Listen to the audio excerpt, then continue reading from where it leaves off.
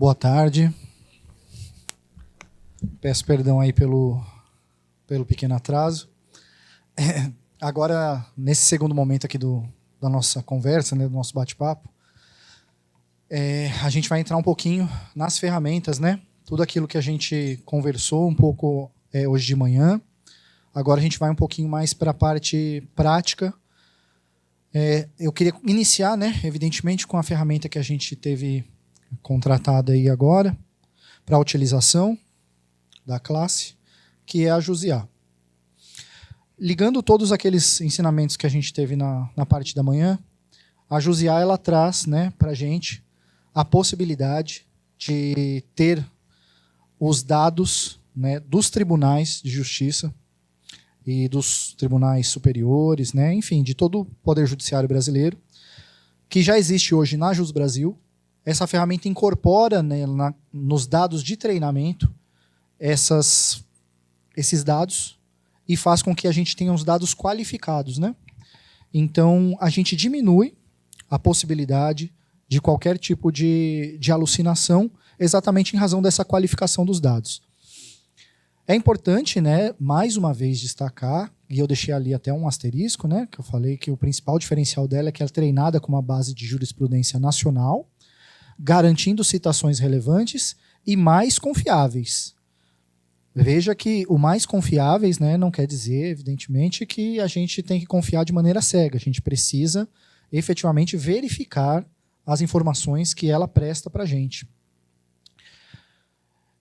E essa verificação é que é o grande diferencial dela, porque ela possibilita que, de uma maneira fácil, a gente consiga observar aquele dado e entrar na base da Jus Brasil para verificar se efetivamente aquilo corresponde ao que está escrito. Porque eu acho que essa é a grande dificuldade que nós temos nas inteligências artificiais genéricas, em razão de serem modelos que foram treinados com bases de dados não qualificadas, que são bases de dados públicas da internet, como Gemini, como ChatGPT e como Claude. Então esse é o principal diferencial dessa ferramenta, mas eu coloco aqui sempre falando para a gente observar isso daí de uma maneira muito cautelosa, tá? Porque durante os treinos que nós tivemos, durante a fase de testes, a gente viu momentos em que ela deu uma jurisprudência que quando você clicava não correspondia àquilo que estava escrito, porque, como eu disse a vocês, ela é uma característica inerente a qualquer ferramenta de inteligência artificial. Então essa revisão nossa, ela não é facultativa, ela é efetivamente primordial, obrigatória, e é isso que garante que o nosso trabalho, né, seja necessário. Essa visão, né, essa visão de revisão e até mesmo uma visão jurídica, porque às vezes pode ser que ela não encontre alguma solução jurídica viável que a gente vai encontrar. Então, basicamente, ela é essa nossa auxiliar aí nessa questão jurisprudencial. Eu vou entrar aqui, deixa eu ver se... Até antes de entrar nela, eu acho que isso é importante também que a gente estabeleça as funcionalidades que você dispõe dela. Embora, assim, como essa ferramenta ela mudou, como a gente estava falando aqui de manhã, ela já evoluiu, né? Então, as possibilidades de funcionalidades, elas são muitas. Na verdade, o que você consegue fazer em outras ferramentas, você pode conseguir por meio dela também, na sua maioria. Então, você pode ter redação de minuta, redação de peça, sugestão de estratégias de defesa especificamente, porque ela tem esses dados qualificados no que diz respeito à questão jurídica. Então, esse é um grande diferencial interessante dela.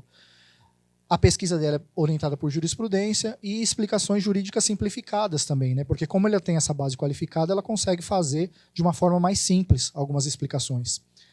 E as limitações que nós encontramos nela, primeira questão da revisão humana, como eu já falei, uma resposta com limite de tokens, tá? O que eu estou querendo dizer com uma resposta com limite de tokens? O volume de tokens que ela gera ao final, como saída, ele é parecido, pelo menos nas observações, né, eu consegui perceber, que ele é parecido com o do ChatGPT. Então, pode ser que no nosso dia a dia prático, o ideal seja que você construa uma peça por partes, do que você pedir uma peça inteira, porque pode ser que ela gere uma peça inteira que não vai estar tão bem fundamentada assim. Então, o ideal, às vezes, é que você traga cada parte da peça para você ter um resultado mais adequado, em razão do limite que ela tem de tokens. Eu não sei exatamente qual que é esse limite, porque a empresa não divulga. Mas da observação que eu fiz, ela me parece mais parecida nesse sentido com o ChatGPT, que são respostas um pouco mais curtas, do que com o Gemini, por exemplo, que são respostas um pouco mais longas. Então essa eu acredito que é uma limitação dessa versão atual que a gente tem da Jusiá. Personalização e integração restritas. Como algumas pessoas me perguntaram também, né? A questão da criação desses robôs, desses assistentes, essa é uma funcionalidade que hoje a ferramenta ainda não tem. Eu não consigo criar um assistente de direito penal, um assistente de réplica, um assistente de direito civil. Eu não consigo criar esses assistentes hoje na ferramenta. Cada vez que eu vou interagir com ela, eu preciso abrir uma nova janela e nessa janela eu tenho que dar as características novamente. Falar sobre a camada de estilo, falar sobre a persona que ela vai exercer. Então, cada vez que eu entro, eu preciso falar para ela de novo, para que ela entenda quem ela é. Então, essa é uma limitação, né? A personalização e essa integração ela está meio restrita ainda neste momento, especificamente. E a gente aguarda sempre essa evolução à medida que ela for sendo desenvolvida, né? E, embora mais confiável, sujeita a imprecisões, e por isso que a gente precisa dessa rastreabilidade, como eu falei a vocês. E agora, como que a gente utiliza, né, essa ferramenta? Espera aí. Eu trouxe aqui algumas práticas para a gente verificar a ferramenta aqui na hora, tá? Para a gente acessar a Jusiá, a gente entra em ia.jusbrasil.com.br.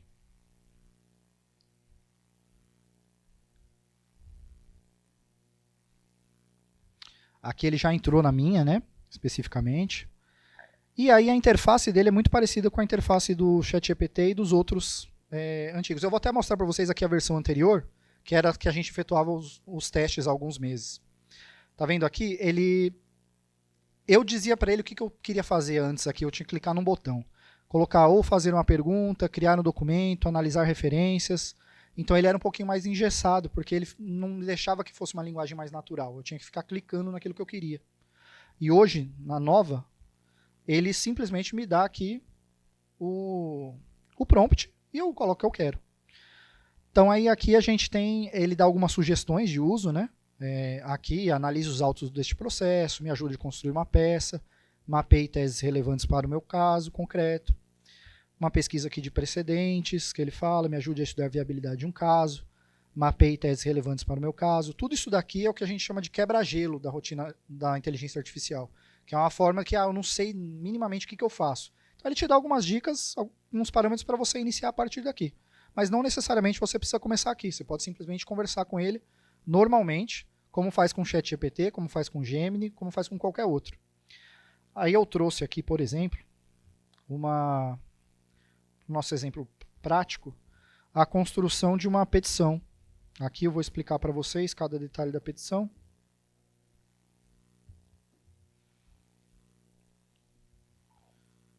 Mas é aqui, ó. Eu pedi para ela fazer a petição utilizando jurisprudência dos últimos 3 anos. Aí eu descrevi, tá? Evitei dados sensíveis, coloquei a senhora Fabiana, mãe de Otávio, compareceu para atendimento. Otávio tem 6 anos e possui síndrome de Down. Atualmente está no 1º ano do ensino fundamental na Escola Municipal José Lourenço, onde estuda desde o ano passado. Otávio nunca teve assistente escolar, o que dificulta sua permanência em sala de aula e impede o acesso integral à educação. Genitora possui relatório médico indicando a necessidade de acompanhamento escolar com cuidador, inclusive para atividades de vida diária, higiene, alimentação, entre outras. Ou seja, isso daqui facilmente pode ser um registro do CIGAD, certo? Que um registro de atendimento de CIGAD, você simplesmente copia, cola, retira algum dado sensível se for o caso e coloca para a ferramenta para ela fazer uma geração. Vamos ver o que ela vai trazer para a gente.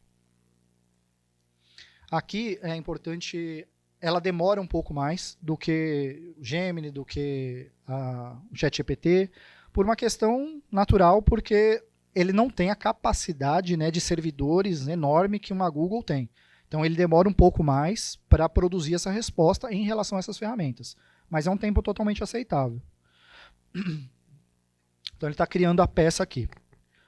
Aí ele vai pensando aqui, ó, pesquisando no Jus Brasil, direito de crianças com síndrome de Down, acompanhamento escolar em escola municipal, tal, que daí ele vai pesquisando, ó, preparando resposta usando 11 documentos. Tudo isso daqui é ele acessando essas bases de dados que às vezes fica opaco quando a gente está utilizando o ChatGPT, mas aqui na JUSI-A ele deixa mais evidenciado.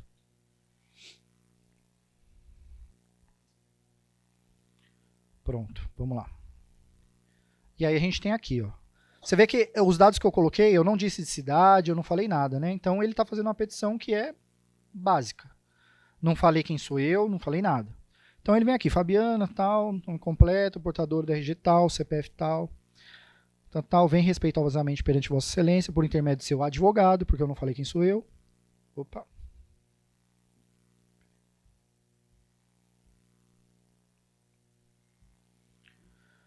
Que esta subscreve, procuração anexa, representação do seu filho menor Otávio. Tal. Ação de obrigação de fazer com pedido de tutela de urgência, ou seja, ele reconheceu qual que era a solução jurídica ali para ser feita, inclusive a tutela de urgência, que eu não falei, né? Tutela de urgência, né? E ele reconheceu que precisaria de uma tutela de urgência, em face do município tal, pessoa jurídica de direito público interno, tal.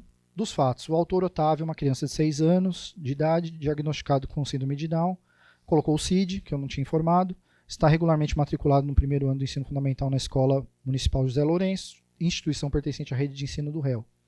Apesar de sua condição exigir acompanhamento especializado para garantir seu pleno desenvolvimento e integração, o autor não contou com o suporte de um assistente escolar ou cuidador em sala de aula. A ausência desse profissional tem dificultado severamente sua permanência no ambiente escolar, criando barreiras que o impedem de acessar integralmente o conteúdo pedagógico e de participar das atividades propostas. Veja que assim, ele até discorreu mais do que o meu texto. Meu texto foi mais sintético e ele abriu um pouco mais o texto. Pode ser que ele, em algum momento, na hora que ele faz essa abertura, alguma coisa eu não queira colocar. Então, por isso que é essa revisão que a gente tem que fazer depois. Pode ser que alguma coisa eu fale, não, isso aqui eu não quero que seja assim. Ele fez uma presunção do que eu falei e a partir disso daí ele foi e descreveu. Mas, enfim, ele conseguiu, né, dar andamento nisso. Aí, conforme relatório médico em anexo, que eu falei sobre isso, o acompanhamento por um profissional de apoio é indispensável, não apenas para as atividades pedagógicas, mas também para o auxílio em atividades da vida diária, como higiene e alimentação, que são essenciais para a sua saúde, bem-estar e dignidade. A genitora do autor buscou resolver a questão administrativamente junto à direção da escola, porém, até o presente momento, nenhuma providência foi tomada. E aí ele vem para a parte do direito. Você vê que eu não informei basicamente nada de direito, né? Eu praticamente pedi a solução jurídica para ele. Aí ele fala a Constituição Federal, em seus artigos 205 e 208, esses são mais conhecidos, então eu posso garantir que é isso, estabelece a educação como um direito de todos, um dever do Estado, garantindo atendimento educacional especializado aos portadores de deficiência, preferencialmente na rede regular de ensino. Aí ele traz a Lei de Diretrizes e Bases da Educação, traz a referência, de forma ainda mais específica, a Lei Brasileira de Inclusão da Pessoa com Deficiência, mais uma referência, detalham essa obrigação. O Estatuto, em seu artigo 28, peraí, vou até entrar aqui para ver se tem isso daí mesmo. Não, vou tentar pela validação da referência, vamos lá. O Estatuto, em seu artigo 28, inciso 17, assegura a oferta de profissionais de apoio escolar. É evidente, portanto, que o direito de Otávio a um acompanhante especializado não é um mero favor, mas uma obrigação legal do poder público essencial para materializar o princípio da educação inclusiva e dignidade da pessoa humana. E aí vamos para a jurisprudência, que é o grande diferencial, né? Que é o que ela traz, já sabendo sobre os fatos, ela vem e traz alguma jurisprudência. E eu pedi jurisprudência, salvo engano, dos últimos 3 anos, né? E aí ela me trouxe aqui uma publicação do TJ de São Paulo, de uma apelação, mandado de segurança, direito à educação, pessoa com deficiência, necessidade de disponibilização de professor auxiliar para acompanhamento pedagógico. Síndrome de Down, comprovação por laudo médico, amparo constitucional e legal. Como que eu vou saber se isso daqui realmente foi decidido lá ou não? E aí que é a estratégia deles. Você pode clicar aqui e ele já vai para a página da Jus Brasil e você consegue conferir. Daí a gente vê aqui, ó, mandado de segurança, direito à educação, pessoa com deficiência. Então é fácil de você fazer essa verificação, é fácil de você testar a hipótese se realmente está condizente com aquilo que foi colocado na peça. Então isso o grande diferencial da ferramenta é esse, tá bom? Vamos ver a próxima aqui. Ó, TJ do Pará. Também de 2014, decisão, agravo de instrumento, tal, direito fundamental à educação, criança com transtorno do espectro autista. Aí já está variando um pouco, né, mas é um transtorno de desenvolvimento, é uma deficiência. Então daí você vai e vê se é isso que está querendo dizer aqui. Mesma coisa, ó, disponibilização de acompanhante individual especializado, necessidade comprovada, omissão estatal. Ou seja, tá ok essa daqui. Mais uma do TJ de São Paulo. Direito à educação, previsão dos artigos tais, assegura o direito a acompanhante especializado, inexistente violação ao princípio da separação dos poderes. Você clica aqui. Mesma coisa, entendimento educacional especializado, transtorno do espectro autista. E aí você consegue, né, verificar, fazer toda a análise se aquilo que foi descrito na petição efetivamente é o que está aqui. Isso é imprescindível que a gente verifique, tá, pessoal? E aí, da tutela de urgência, né, mais básico aqui, os termos do artigo 300, Código de Processo Civil, tudo mais, fumus boni iuris, periculum in mora. Dos pedidos. Ante o exposto, requer a Vossa Excelência a concessão da tutela de urgência para determinar que o município real, no prazo de 5 dias, disponibilize um profissional de apoio escolar com dedicação exclusiva para acompanhar o autor durante todo o seu período de permanência na escola, sob pena de multa diária de R$1.000, a citação do réu para querendo apresentar contestação no prazo legal, ao final, total procedência da ação, condenação do réu ao pagamento de custas e honorários advocatícios, produção de todas as provas admitidas em direito. E, ao final, nome do advogado. E aí, basicamente é isso. De uma forma simples, para você fazer um pedido de uma minuta simples, viram como é simplesmente você pedir o que você quer. Não tem muito segredo nesse sentido, tá? E viram que é uma minuta relativamente tranquila, uma minuta sem muita... como eu disse, né, ele não traz para a gente, né, a janela dele de saída de token, ela é uma janela pequena, então ela é uma petição relativamente pequena. Se a gente está numa situação que precisa de mais fundamentação, precisa de mais coisas, talvez a gente precisasse construí-la em cada um dos pontos primeiro falar sobre os fatos, depois falar sobre o direito, para depois ir para os pedidos, enfim, aí depende muito do caso concreto. Ações básicas, às vezes, uma ação de alimentos, talvez aqui seja o suficiente. Você faz uma vez e já está tudo certo. Agora, outras ações que são um pouco mais complicadas, que exigem um pouco mais de fundamentação teórica, pode ser que tenha que ser construída aos poucos a peça, tá bom? E aí aqui que é interessante, tem esse botãozinho, se de repente você não for clicar em cada uma das jurisprudências, ao final ele tem esse validar citações. E aí você pode clicar nesse validar citações. E aí ele observa as próprias citações que tem na peça e ele vai dizer se essas citações são válidas ou não. Ou seja, uma dupla checagem, né? Ele está falando ali, só que ele reconhece que pode ser alguma coisa que a IA, no momento em que ela estava escrevendo, ela pode ter inventado, ou pode ter alterado o conceito, e ela vai e valida essa citação, tá bom? Da própria peça. Deixa eu esperar ele terminar a pesquisa aqui. Não? Não, aqui, tutela de urgência. Ah, nos pedidos? Peraí. No prazo máximo de 5 dias, com tutela de urgência. Pediu. Isso. Foi o A.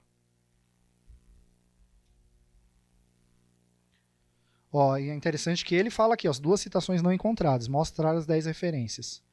E aí ele traz aqui do lado todas as referências que ele fez na peça. E aí você consegue verificar essas referências que ele fez na peça. Ao invés de você clicar em uma por uma, você espera, termina a peça e você valida aqui do lado. Ele vai dizendo quais ele achou e quais ele não achou. O que ele está dizendo que não achou aqui, eu acho que é um inciso que ele não interpretou como um artigo, ele cortou aqui. Mas eu acho que não está errado, não. A gente confere. E aí ele traz todas as referências que ele listou na peça, tá?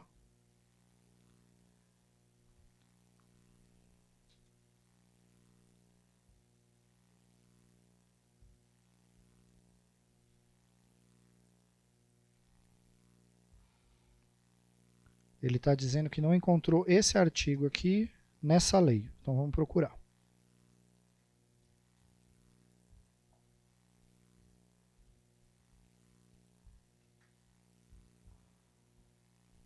Artigo 3, inciso 4.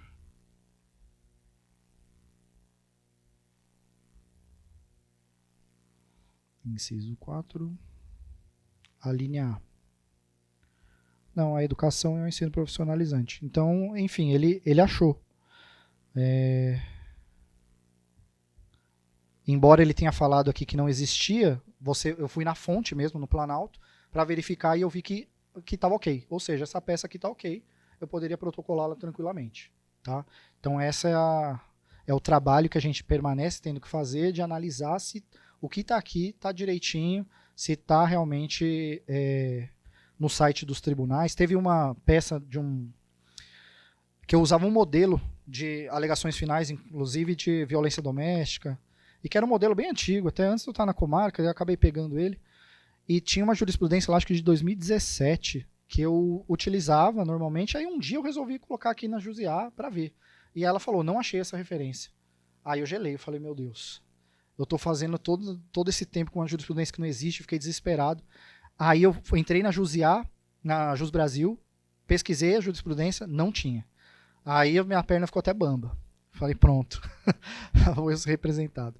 Mas aí o que acontece? É que, na verdade, como era uma decisão um pouco mais antiga, acho que, salvo engano, 2016 ou 2017, e era do Tribunal do Distrito Federal, não estava no site do Distrito Federal. Eu tive que entrar no diário eletrônico deles, daquele dia, e estava no diário eletrônico aquela decisão. Falei, ufa, não inventei nada. Mas se eu passasse aqui, por exemplo, na JUSEA, ele me diria que é uma decisão inventada. Então, às vezes, a gente tem que buscar. O importante é ter essa referenciabilidade, né?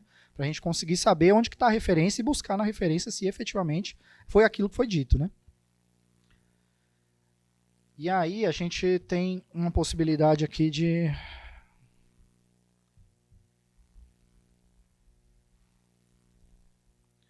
Aí eu vou fazer uma personalização da conversa dentro da JUSEA, né? Como eu peguei um robozinho meu que eu tenho, né, de outro aplicativo, acho que do Gemini, e aí eu vou personalizar uma janela aqui na JUSEA como se ele fosse, né, um auxiliar de um defensor público.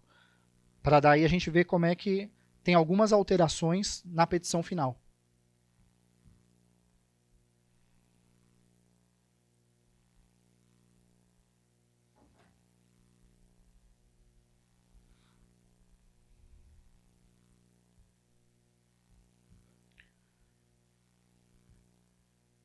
Eu vou abrir uma nova conversa, tá? Ou seja, todo o contexto da conversa anterior ele é perdido. Eu estou recomeçando uma conversa do zero. Só que aí, nesse caso, eu vou falar para ele quem ele é. Que daí eu vou dizer, ó, você é um assistente de inteligência artificial especializado em auxiliar assessores e defensores públicos do Estado da Bahia. Daí ele já sabe quem ele é.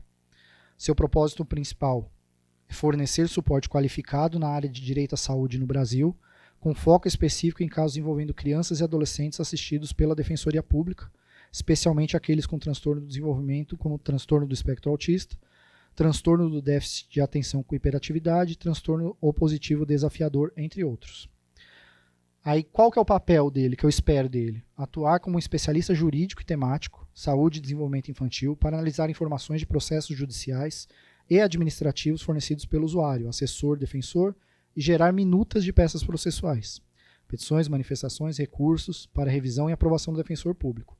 Seu conhecimento especializado deve ser profundo em direito brasileiro, aí eu coloco aqui, Constituição, Lei Orgânica de Saúde, o ECA, Estatuto da Pessoa com Deficiência, Lei Berenice Piana, das pessoas com transtorno do espectro autista, Direito Processual Civil e Jurisprudência Relevante. Coloquei algumas jurisprudências relevantes. Responsabilidade solidária dos entes federativos, conhecimento sobre transtornos do desenvolvimento e saúde mental infanto-juvenil, transtorno do espectro autista, TDAH, TOD, compreensão geral de outros transtornos de desenvolvimento comum. Capacidade de interpretar laudos, relatórios e prescrições médicas e terapêuticas, identificando a necessidade clínica justificativa para o tratamento. Beleza. Eu estou dizendo para ele quem ele é. Ele vai me dar uma resposta sobre como ele vai começar a agir a partir de agora. Ó, entendo. Assumo a partir de agora o papel de assistente de inteligência artificial especializado em direito à saúde, com foco em crianças e adolescentes com transtorno de neurodesenvolvimento, para auxiliar a Defensoria Pública do Estado da Bahia. Meu conhecimento abrange a legislação e jurisprudência aplicável, bem como as especificidades dos transtornos como TEA, TDAH e TOD, para analisar os documentos fornecidos e elaborar minutas de peças processuais. Estou pronto para começar. Como posso auxiliá-lo hoje? Ou seja, aqui eu preparei o ambiente para dizer quem ele é e como ele deve agir. Porque daí ele sabe que a partir daqui, quando ele for construir as petições, quando ele for construir as respostas, ele tem que agir como se fosse essa persona que eu coloquei. E isso daqui é uma coisa muito importante, porque faz toda a diferença. Às vezes, numa peça mais simples, que os exemplos que eu estou trazendo aqui são exemplos até um pouco mais simples, mas nos casos que são mais complicados, ele vai raciocinar como se fosse essa pessoa aqui. Então, isso é essencial que vocês fiquem desse treinamento. Acho que uma das principais questões, a primeira é para sempre verificar. E a segunda é, trate a ferramenta como você quer que ela te traga os resultados. Então, sempre fale para ela quem ela é, para você não ter respostas genéricas ou excessivamente aleatórias e diminuir ao máximo a possibilidade de invenções, de alucinações ou coisas aleatórias no conteúdo de resposta. Deixa eu pegar aqui.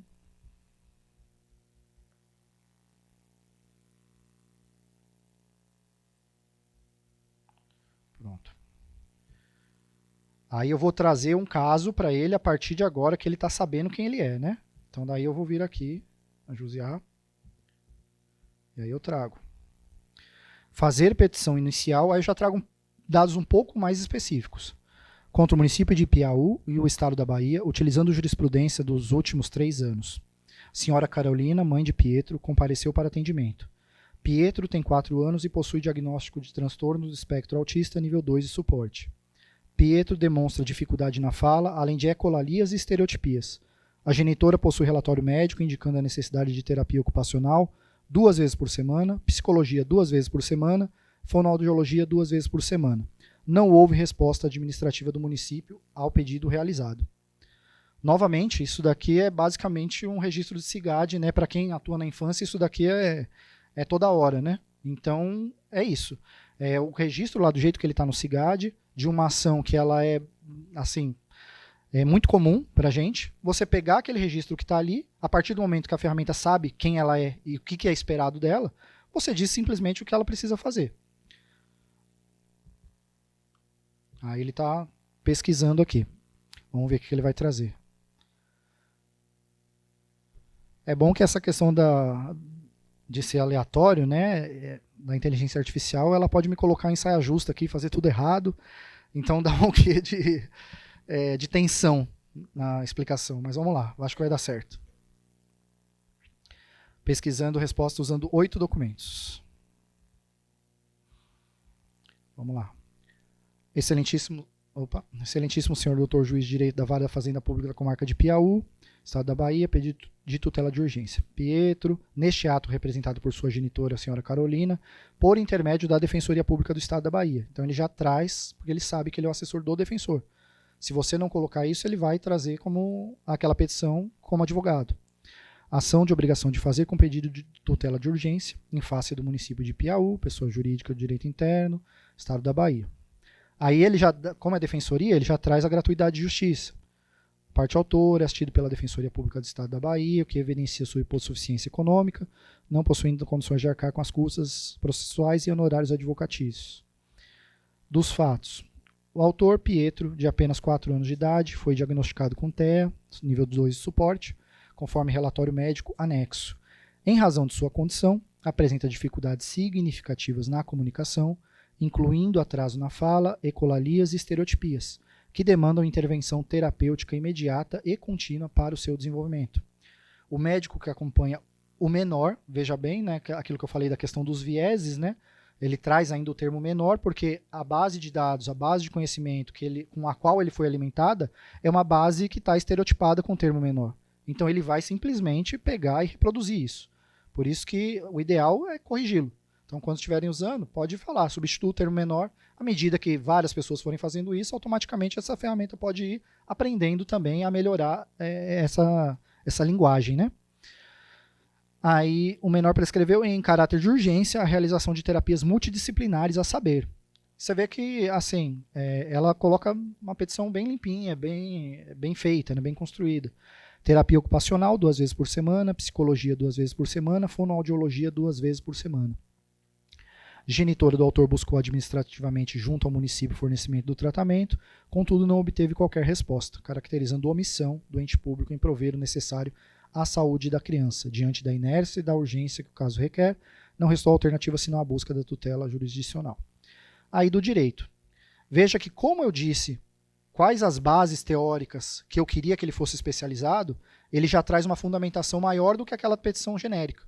Porque eu disse as leis que eu gostaria que ele fosse especialista, então ele vem trazendo desde a Constituição, né, consagra a saúde como direito de todos, dever do Estado, tratando-se de criança, né, aí 227 da Constituição, e o ECA estabelece o princípio da prioridade absoluta, assegurando a criança e o adolescente com absoluta prioridade direito à vida, saúde, alimentação, tarará. Ele traz a Lei Berenice Piana, que é especificamente de pessoas com TEA, porque eu havia também dito a ele que ele era especialista nisso.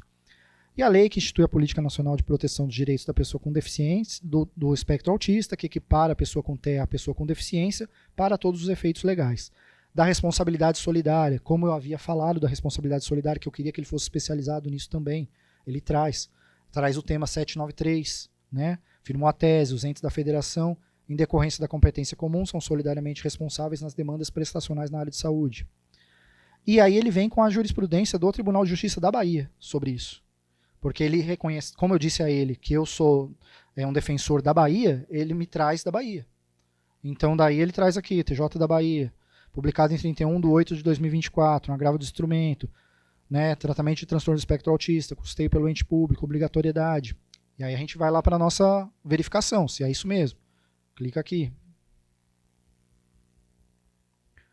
Deferida, tratamento do transtorno do espectro autista, custeio pelo ente público, obrigatoriedade, 793, tá ok, a referência. E aí a gente vai buscando, né, em cada uma das referências, sempre analisar se é isso mesmo. Mas vejam que interessante, a partir do momento que eu construí a persona, ele sabe quem ele é e a partir daí ele vai deduzindo coisas como essa. Representado por quem? Pela defensoria, porque eu sou assessor do defensor. Quais as minhas teses jurídicas? Bom, eu sou um especialista nessa e nessa lei, então eu vou tentar focar nisso aqui. As jurisprudências que eu vou trazer, jurisprudências de onde? Eu sou um assistente do defensor da Bahia, então eu vou trazer jurisprudência da Bahia. Então ele infere a partir dessa persona essas questões. Se você pode simplesmente chegar e jogar lá e faça uma petição, como eu mostrei a primeira, só que você não vai ter esse nível de personalização. Por isso a importância de você conseguir construir um prompt que diga à ferramenta exatamente quem ela é e o que você espera dela. E acho que deu para a gente conseguir enxergar um pouco dessa relevância, né? Aí da tutela de urgência, ele traz aqui o TEA, especial relatório médico, que atesta o diagnóstico de TEA, necessidade de tratamento multidisciplinar, bem como pela legislação e jurisprudências que amparam a pretensão, perigo de dano, manifesto irreparável, tal. Os pedidos, concessão dos benefícios de gratuidade de justiça, porque sendo a defensoria ele já presumiu isso, naquela primeira petição ele não colocou esse pedido, porque era de advogado, ele não sabia se era o caso ou não. B, tutela de urgência, nos termos do pedido que eu coloquei lá. Citação dos réus, ao final confirmação da tutela de urgência, julgando-se totalmente procedente a presente ação para condenar os réus na obrigação de fazer consistente no fornecimento contínuo e por tempo indeterminado ao tratamento multidisciplinar necessário ao autor. Condenação dos réus ao pagamento de honorários advocatícios sucumbenciais em favor da Defensoria Pública do Estado da Bahia a serem revertidos para o fundo específico. Aqui, por exemplo, eu poderia ter colocado a questão, né, a discussão dos honorários para a Defensoria. Poderia ter dito a ele que eu queria que ele fosse especialista nisso também. Já seria mais uma característica da persona que ele já ia incorporar aqui e da necessidade de fixação de honorários em favor da Defensoria, mesmo quando litiga contra o próprio ente do qual faz parte. Então, é isso. Eu acredito que essa parte aqui deve... Só essa parte aqui já deve auxiliar bastante, né? Quem trabalha, por exemplo, na infância, que sabe que essa é uma demanda que é muito volumosa, né? Muito numerosa, muitas demandas nesse sentido, de transtorno de desenvolvimento, que pode ser feita a partir daqui. E é aquela coisa, né, que é interessante também. Como você está gerando a petição nesse momento, e ele está buscando jurisprudências atualizadas nesse momento, você acaba não tendo aquele problema de, às vezes, você ter um modelo que já está totalmente antigo, com decisões que já não estão mais válidas, e que você tem que ficar revisando isso daí. Não, ele é uma jurisprudência atualizada porque ele está pegando agora, né? Então é algo bastante interessante. Mais uma funcionalidade que eu tenho aqui, uma possibilidade, né? Que é uma análise das referências, porque às vezes você vai receber uma peça, né? Que ela pode, de repente, ter sido escrita e você não tem muita segurança daquilo que está escrito, né?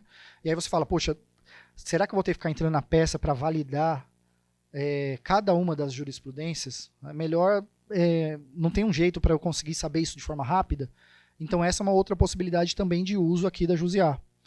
Quando você recebe uma peça que você não tem certeza se é confiável aquelas referências, você sobe o arquivo nela e pede para que ela teste essas referências, que nem eu vou mostrar aqui agora. Eu peguei uma peça minha mesmo e eu modifiquei, né, na mão um número de HC, acho que é um HC, para ver se ela consegue pegar e me falar, não, uma referência desse documento que você me passou aqui está errada, para a gente ver se ela é confiável. Vamos dar uma olhada.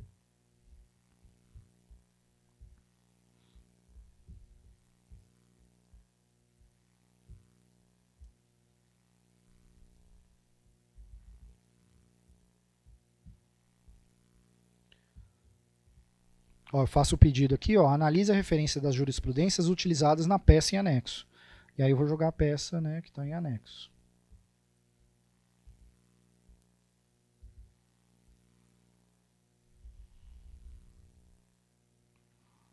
Ele está subindo, ele aceita peças em formato Word ou PDF também.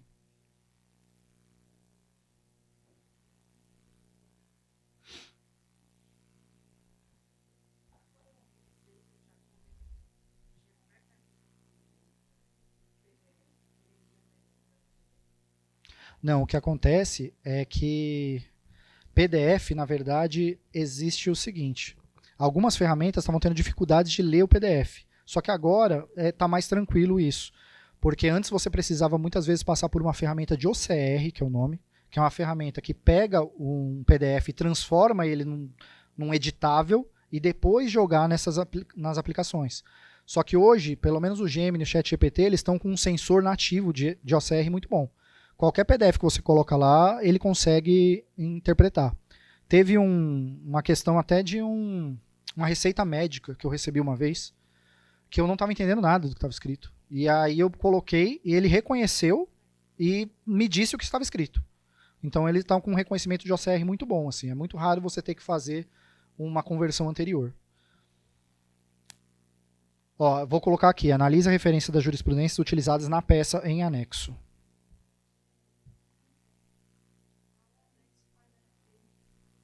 Isso, daí você pode colocar aqui, para você colocar o anexo é esse botãozinho aqui, ó, adicionar fontes. Você clica nesse adicionar fontes e coloca o anexo que você quiser. Seja um anexo em PDF, seja um anexo do Word. Pronto. Aí ele leu a minha peça e aí ele falou o seguinte, com certeza, analisei a peça em anexo e identifiquei as seguintes jurisprudências. Superior Tribunal de Justiça. A peça cita o agravo regimental no agravo em recurso especial número tal. No entanto, o número do processo está incorreto. O correto é tal. A decisão de relatoria do ministro Joel foi publicada no diário tal.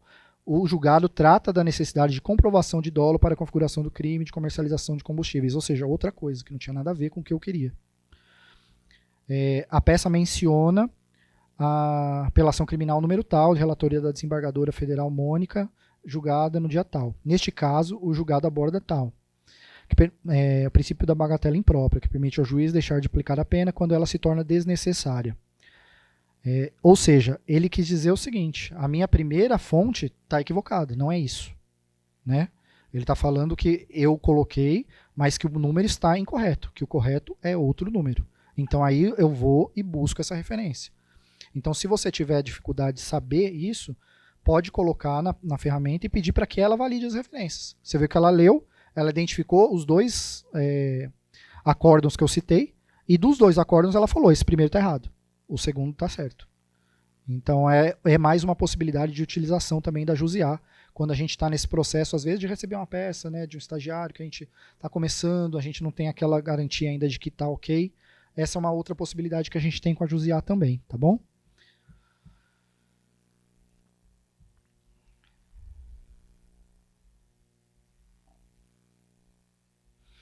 E aí tem essa daqui, que é uma análise de autos, que eu vou mostrar para vocês, que como que ela consegue, muitas vezes, entender o que está escrito ali e construir um raciocínio até mesmo jurídico, talvez não tanto apurado quanto o de um profissional do direito, mas algum nível de raciocínio jurídico, que já dá alguma fundamentação para a gente, pelo menos um ponto de partida para a gente iniciar a nossa parte. Vou abrir uma nova conversa aqui para ele ignorar tudo que eu falei até agora. Nova janela, novo contexto. Vamos lá. Você é um assistente especializado para defensores públicos do Estado da Bahia na análise de autos de prisão em flagrante. Possui profundo conhecimento em direito processual penal, com ênfase em prisão preventiva e liberdade provisória. E é capaz de identificar ilegalidades e fundamentar pedidos de relaxamento de prisão ou liberdade provisória.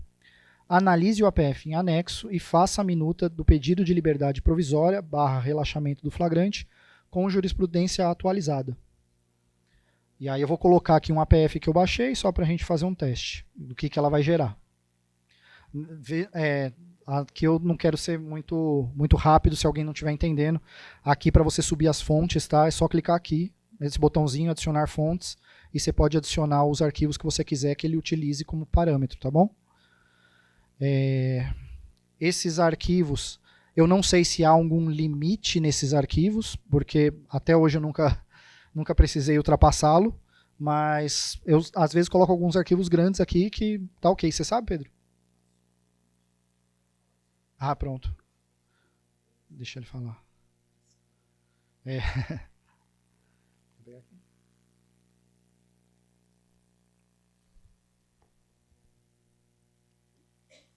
Acho que tem que apertar. Segura.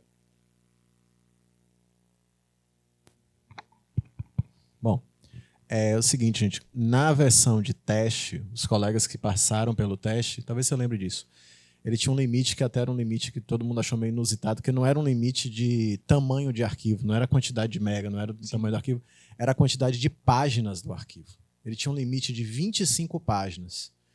Era curioso mesmo, assim, porque você gerava, às vezes, um arquivo de 10 megas de 25 páginas, às vezes você gerava um arquivo de 5 megas de 26 páginas e ele se restringia a ler o arquivo de 25 páginas, né?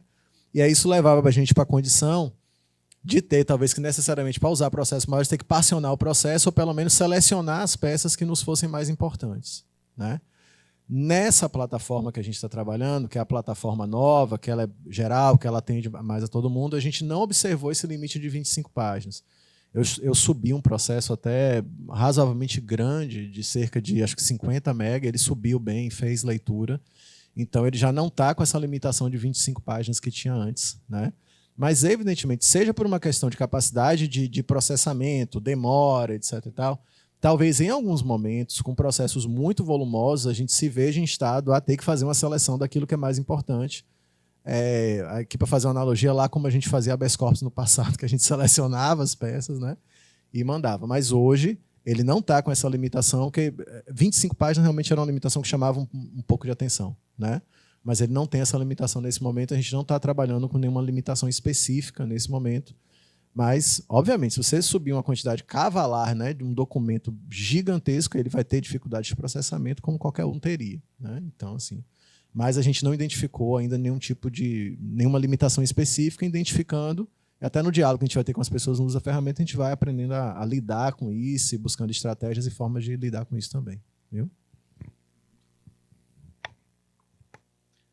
Inclusive também lembrando que quanto maior for a peça, né, mais você vai ocupar da memória dele, né, com dados ali do processo, com dados inúteis às vezes, né, um mandado, alguma coisa ali que não tem nada a ver, e que isso vai ocupar parte desse token dele, né, da janela de contexto. Então pode ser que, de repente, um processo muito grande, ele tenha dificuldade muito rápida de lembrar alguma coisa que estava lá em cima, porque tem muito lixo ali no meio, né? Porque não é uma capacidade limitada computacional, né? A gente tem que sempre pensar nisso.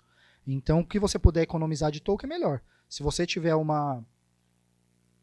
Se você conseguir, né, separar as peças para facilitar, ótimo, porque daí você vai ter uma janela de contexto maior para você poder trabalhar depois. E vamos colocar aqui agora então para ver como que vai ser como que ele vai fazer essa peça que eu pedi para ele. Então, persona é isso. Já peguei, falei para ele quem ele é, qual que é o conhecimento profundo dele. Não fui tão minucioso nesse aqui sobre quais as leis e tudo mais, só falei mais genericamente. Então, em tese, a peça vai ser um pouquinho mais genérica, mas, ao mesmo tempo, ele sabe quem ele é.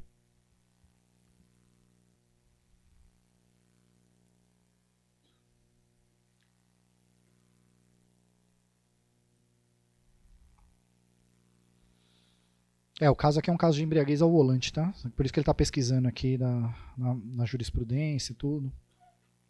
Fiança não paga.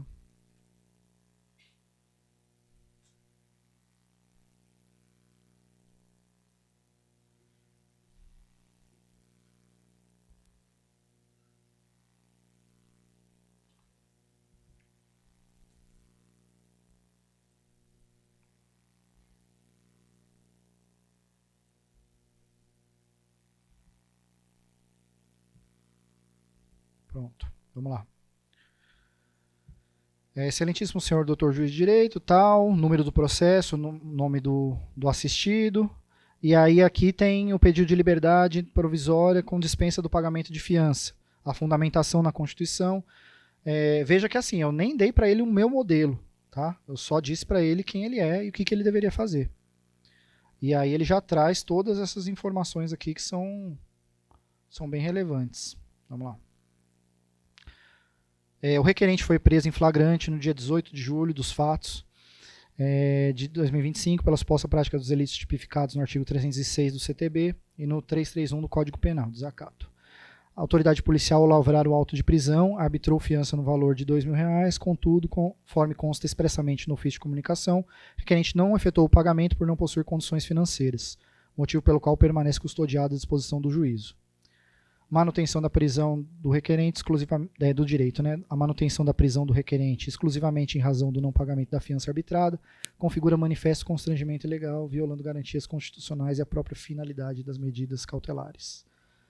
Da hipossuficiência da dispensa da fiança. Aí ele vem aqui fundamentando na Constituição, Código de Processo Penal estabelece mecanismos para que a fiança não se torne um obstáculo intransponível à liberdade. Artigo 350. Claro, ao dispor que nos casos em que couber fiança, o juiz poderá, verificando a situação, dispensá-la. Todos esses artigos eu já conheço de cor, então não preciso nem olhar a referência. Mas no presente caso, a hipossuficiência do requerente é evidente, trata-se de um homem, 50 anos, profissão, instituição assistido pela defensoria, instituição destinada à defesa dos necessitados, própria permanência no cárcere após o arbitramento da fiança é prova cabal de sua incapacidade de arcar com valor. Enfim. Ele traz a fundamentação completa com base no caso e é exatamente isso, tá? Porque, evidentemente, eu primeiro olhei o caso para, na hora que vier aqui, eu saber se ele está falando, se ele não está alucinando. Então, o caso é exatamente esse, ele conseguiu compreender e conseguiu construir a peça. E aí ele vem e me traz aqui a jurisprudência do STJ, é claro, ao não admitir a manutenção da prisão preventiva pelo inadimplemento da fiança, especialmente quando há indício de hipossuficiência financeira. Vamos olhar aqui, de 2024. É isso mesmo. Liberdade provisória com fiança, hipossuficiência financeira, dispensa da fiança, manutenção de medidas cautelares, constrangimento ilegal configurado. Então ele traz a jurisprudência, você verifica se está certinho, mas você vê que ele fundamenta até bem a peça, né? Considerando que ele sequer tem um modelo que seja meu, mas eu assinaria tranquilamente uma peça dessa porque me parece bem adequada. Da necessidade da prisão preventiva, prisão cautelar medida de exceção, quando presentes os requisitos do 312, também artigo conhecido. No caso em tela não há qualquer elemento concreto que indique que a liberdade represente risco. Os delitos imputados, embora reprováveis, não foram cometidos com violência ou grave ameaça. É tudo que eu alegaria, basicamente. Né? É lógico que se eu dou uma olhada no processo para verificar se tem alguma coisa ali que eu possa achar diferente. Mas veja que ele já fez uma peça muito boa. Para quem faz plantão criminal, por exemplo. Plantão criminal ajudaria muito, né? Você conseguir construir desse jeito aqui. Você já tem uma peça ali pronta, você dá uma olhada no processo para verificar se tem algo mais que ele não viu. Mas você já tem algo construído ali de uma maneira rápida, né? Possui condições pessoais favoráveis, mora na rua tal, tais circunstâncias demonstram que a imposição de medidas cautelares é plenamente suficiente para cautelar o meio social e garantir o bom andamento do processo. Traz mais uma jurisprudência aqui, de 2025 já. Também, ó, inclusive pegando os mesmos crimes, né? 331 e o 306.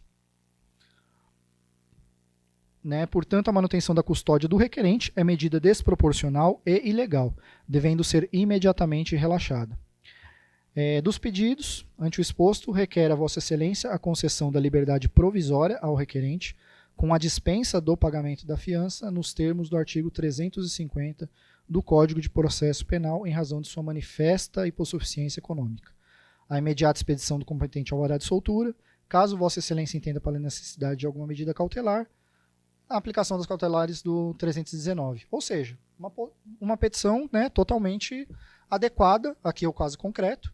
Pode ter faltado uma outra tese, mas aí é com o defensor e é o nosso trabalho, né, de olhar juridicamente se tem alguma coisa que passou aqui pela máquina. Mas o fato é, a máquina construiu uma peça que realmente é adequada, né, fundamentada, né, com toda a parte dos fatos, né, com toda a parte do direito, com os pedidos corretos. Então, assim, economiza muito tempo da gente para a gente poder exatamente observar aquilo que é realmente o nosso trabalho mais minucioso.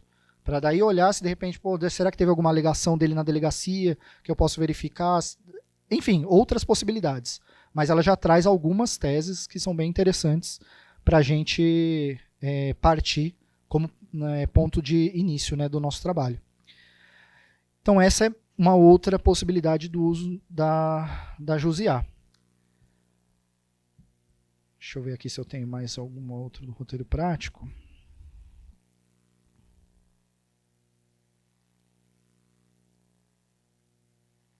Ah, tá. Vamos lá.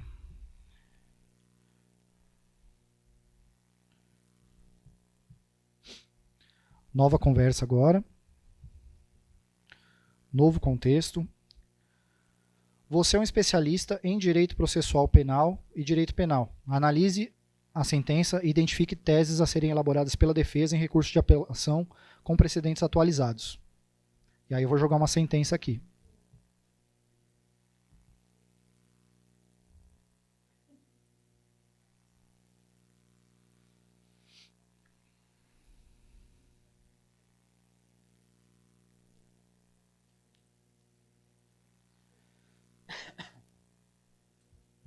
Opa.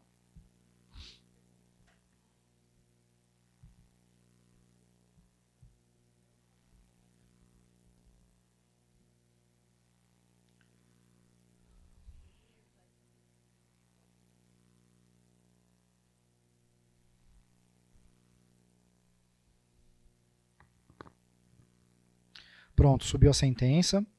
Aí vou pedir para ele fazer essa análise e me dizer teses, né? Vamos dizer que aqui, no caso, né, seja uma pessoa mais inexperiente na área, pode ser um estagiário, um assessor mais inexperiente, não tenha traquejo com direito penal, ele vai dar algumas ideias e possibilidades. Vamos ver se o que ele constrói.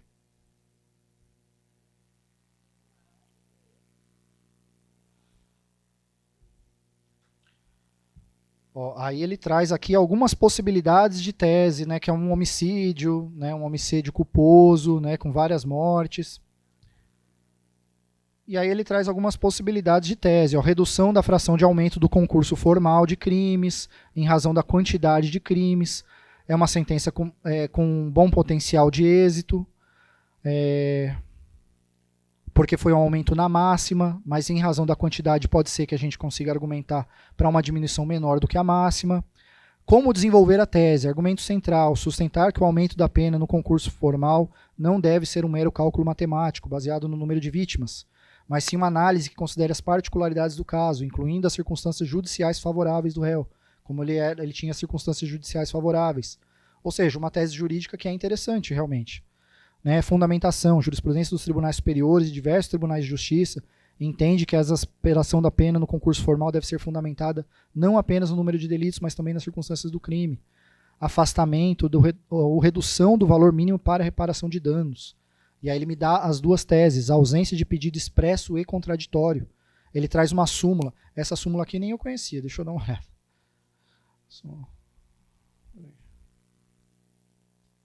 Existe? Vamos ver, né? Vamos saber agora. Que daí eu já vou...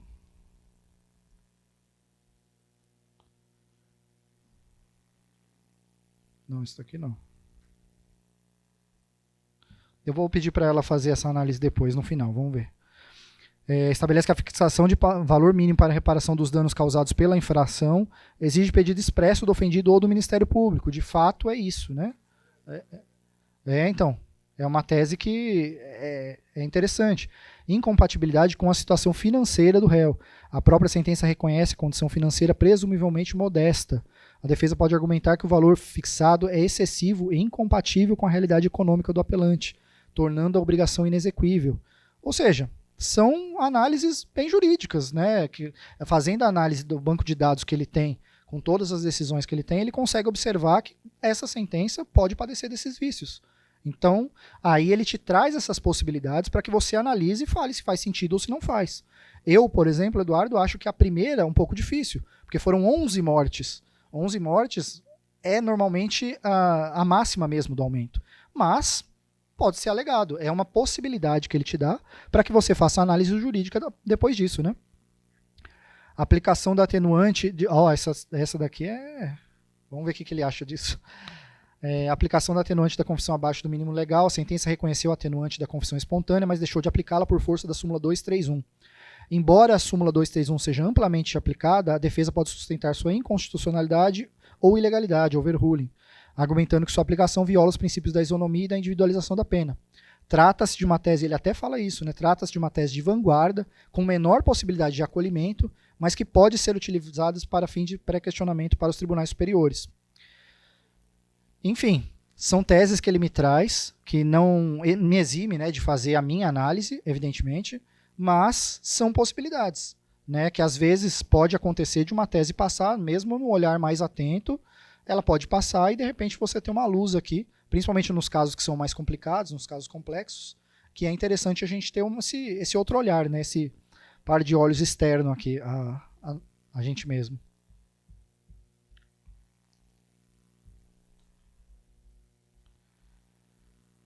Aí aqui eu vou trazer mais uma possibilidade de uso, que é a... Opa, pode vir, Pedro. Pode, claro.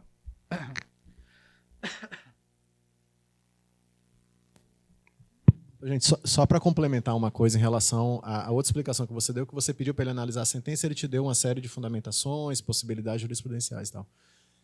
Na minha opinião, esse é uma das qualidades que essa ferramenta tem, e eu penso sempre muito nos colegas da instância superior nessa hora. Por quê? Porque ele permite, de certa forma, ele tem uma pesquisa de jurisprudência que é mais avançada do que a Jus Brasil já nos entregava. Porque ele não devolve só o resultado do que você pergunta, ele elabora em cima do que você pergunta.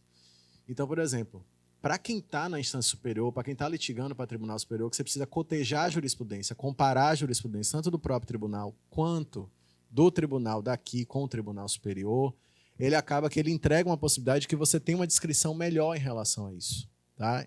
E é um pouco nessa linha da análise da sentença aqui, é como você perguntar o entendimento em relação a tal caso, ele vai te dar uma série de jurisprudência, você vai poder cotejar isso de maneira mais fácil para você preparar aquilo que você está comparando. Né? Porque o trabalho, muitas vezes, de acesso ao Tribunal Superior é muito um trabalho comparativo. Né, doutor?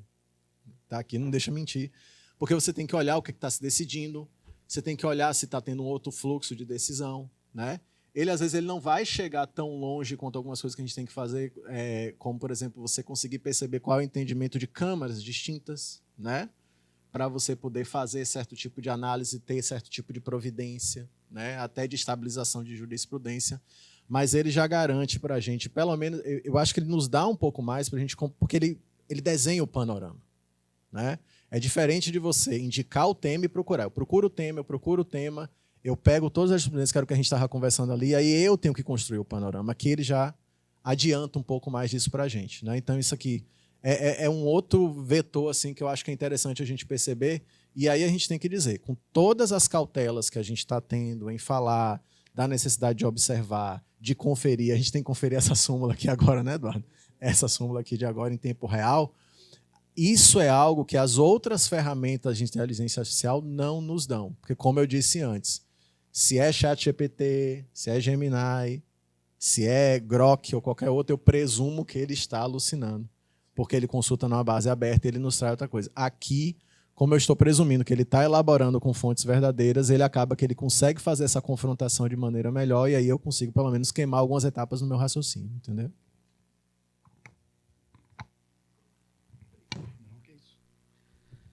Eu tinha até esquecido mesmo, né? Vamos validar aqui as citações para ver se ele vai encontrar essa súmula aí, se ela... Vou apertar aqui, né? A gente já faz o teste. Acho até bom que ela invente alguma que é para mostrar exatamente que é a necessidade de revisar. Isso que é tranquilo de se lidar. Vamos ver. Uma citação não encontrada. Vamos...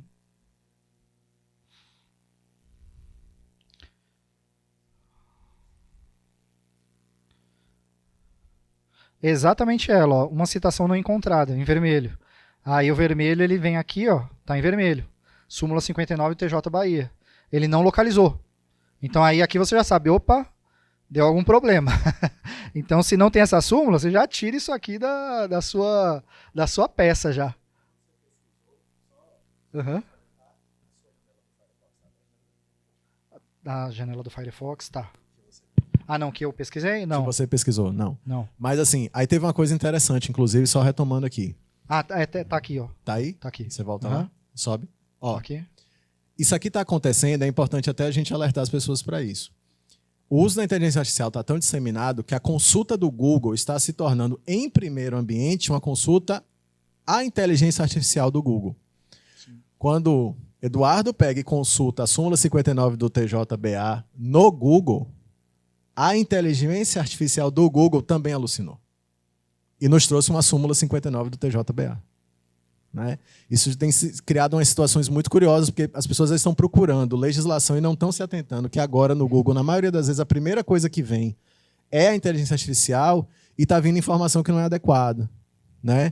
Então, isso, eu acho que esse exemplo aqui foi muito importante para a gente mostrar o seguinte: não é só uma questão de uma inteligência artificial que a gente use, é uma questão do ambiente de tecnologia que a gente usa. A gente mudou.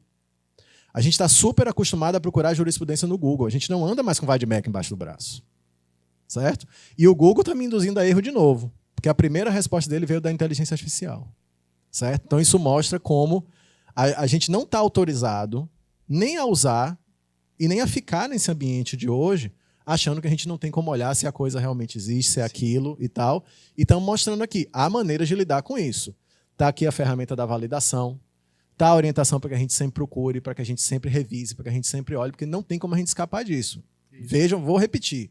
Nós olhamos em um lugar, desconfiamos da alucinação, fomos checar no outro tinha inteligência artificial também, alucinou mais uma vez. Né? Se a gente descer ali... É inerente à ferramenta, né? Faz parte, né? Faz parte do contexto. Se a gente descer... Ó, observem. Até esse fim aqui é a inteligência artificial falando, dando a resposta. Aí desce um pouquinho mais. Quando a gente desce aqui, ó, começou o que seria a nossa consulta comum do Google que a gente está acostumado aí há décadas a usar. Acabou a alucinação. Você vê que ele já está partindo para outras súmulas 59.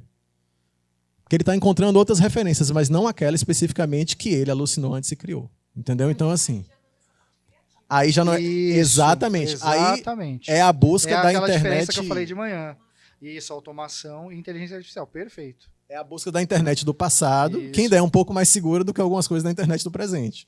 Né? Mas, enfim, ela ainda nos dá aqui tônicas e possibilidades para a gente lidar com o que está acontecendo. Porque também a gente não pode também criar a ideia de que tá alucinando, não tem como usar, né? Ou pior ainda, tá alucinando, não, deixa eu naturalizar a alucinação. Não, a gente tem como lidar com todas as questões que estão sendo postas para a gente. Né?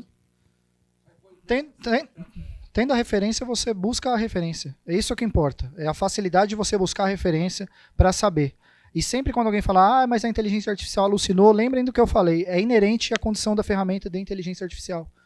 Não tem como você não ter isso daí. Então, algumas podem alucinar um pouco menos, algumas um pouco mais, porque depende da base com a qual ela foi instruída, e se é um modelo aberto ou se é um modelo fechado, como eu vou demonstrar depois para vocês, o notebook LM, que ele alucina muito menos, muito pouco, porque ele tem as bases muito referenciadas naquilo que você entrega. Mas a condição de inteligência artificial é inerente a algum nível de aleatoriedade. Até por isso, é bem lembrado. Deixa eu sair desse microfone que eu sou baixinho. É interessante falar isso porque teve uma defensoria pública, que eu não sei de qual estado, que eles estavam pensando em colocar numa época, eles colocaram no grupo nacional. Eu não gosto de ficar me manifestando muito em grupos, eu manifesto mais no privado com as pessoas. Mas quando eu estava nesse grupo, eles estavam falando que eles estavam com uma ideia de colocar o chatbot deles, ou seja, um robozinho na página deles, né, como a gente tem também, acho que na página da Defensoria da Bahia, só que eles estavam querendo que aquilo ali fosse, as informações ali fossem por uma espécie de chat GPT, ou seja, uma inteligência artificial, e que daí gerasse respostas para o usuário com inteligência artificial, porque é muito melhor as respostas e tal. E eu fiquei muito preocupado com aquilo, porque eu falei assim, gente, uma comunicação institucional, né, com o selo da Defensoria Pública é uma comunicação oficial. Como que eu vou dar uma informação para o meu assistido que eu não tenho como ter a noção exata do que ela vai falar? Não posso fazer isso, entendeu? E aí, mas porque provavelmente quem estava pensando aquela ideia não tem essa dimensão da diferença que vocês têm agora. Que uma coisa é automatização e uma coisa é inteligência artificial. A inteligência artificial ela não se propõe a fazer isso. Você quer fazer contato com o assistido, você precisa saber que se ele falar X, eu respondo Y. Porque é uma comunicação oficial. Eu não posso colocar uma ferramenta que, de repente, ela vai alucinar, falar uma abobrinha completa e depois vai um print lá da Defensoria Pública falando para o assistido uma coisa horrorosa. Isso não pode acontecer. Então, a gente tem que automatizar esse atendimento, mas não transformá-lo numa inteligência artificial. A gente pode receber tudo que ele precisa lá, a gente faz um fluxo aqui para ele poder mandar documentos, para ele poder fazer isso, aquilo, e com esses dados a gente pode depois passar por uma inteligência artificial com usuários que sejam efetivamente treinados, como os senhores estão sendo agora também, para saber que pode rolar uma alucinação aqui. Agora, o usuário ele não tem como saber isso. O nosso assistido não tem como saber isso. Ele ouviu ali, ele já acha que é exatamente aquilo e é uma comunicação que, para todos os efeitos, é oficial. Não sei se essa ideia foi para frente, espero que não. Mas se foi para frente... Eu acho que não foi, porque depois pararam de falar sobre isso. Acredito que alguém deve ter pensado nisso e falou, não, segura, porque talvez não seja o ideal.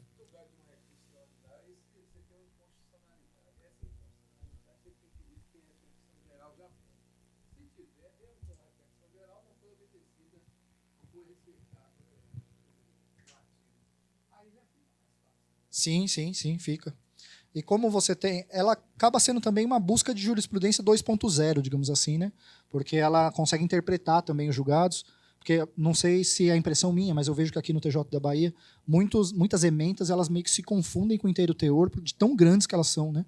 E aí, às vezes, você precisa até de um interpretador ali para saber o que está escrito, para facilitar esse trabalho até de observar e de classificar as decisões e compará-las. Acabou? Oh! Bom, o ChatGPT 5 acabou de ser lançado aqui, dia 7 de agosto. Às 13 horas foi lançado o ChatGPT 5. Então, esquece tudo que eu falei até agora. Já...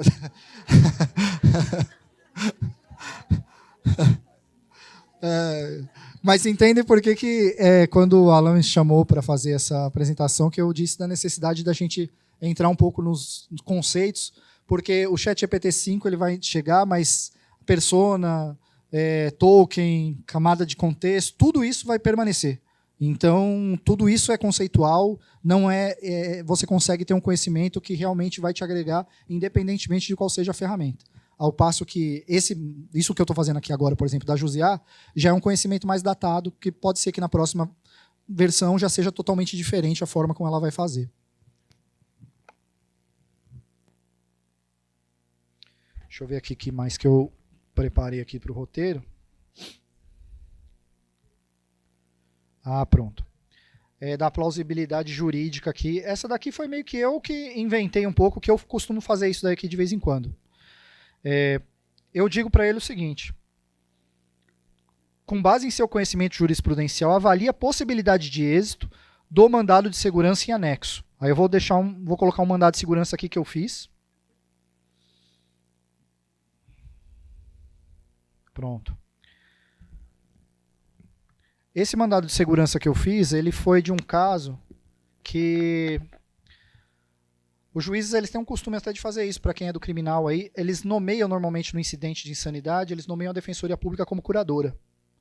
E eu nunca achei isso daí razoável, porque eu não sou curador de réu para ficar levando ele no hospital, não tem sentido isso, né? Curadoria material é diferente. Então eu fiz uma peça falando sobre curadoria especial e curadoria material, e eu comecei a entrar com esse mandado de segurança.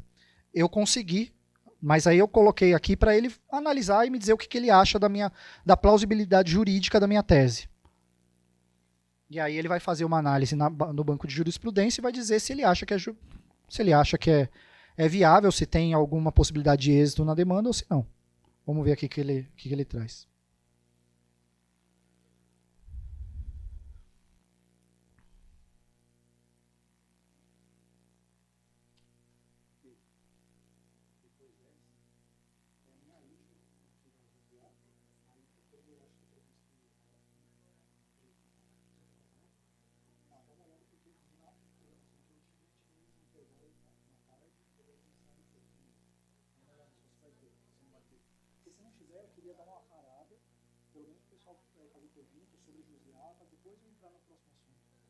Para dar uma segurada, porque senão está ficando muito maçante.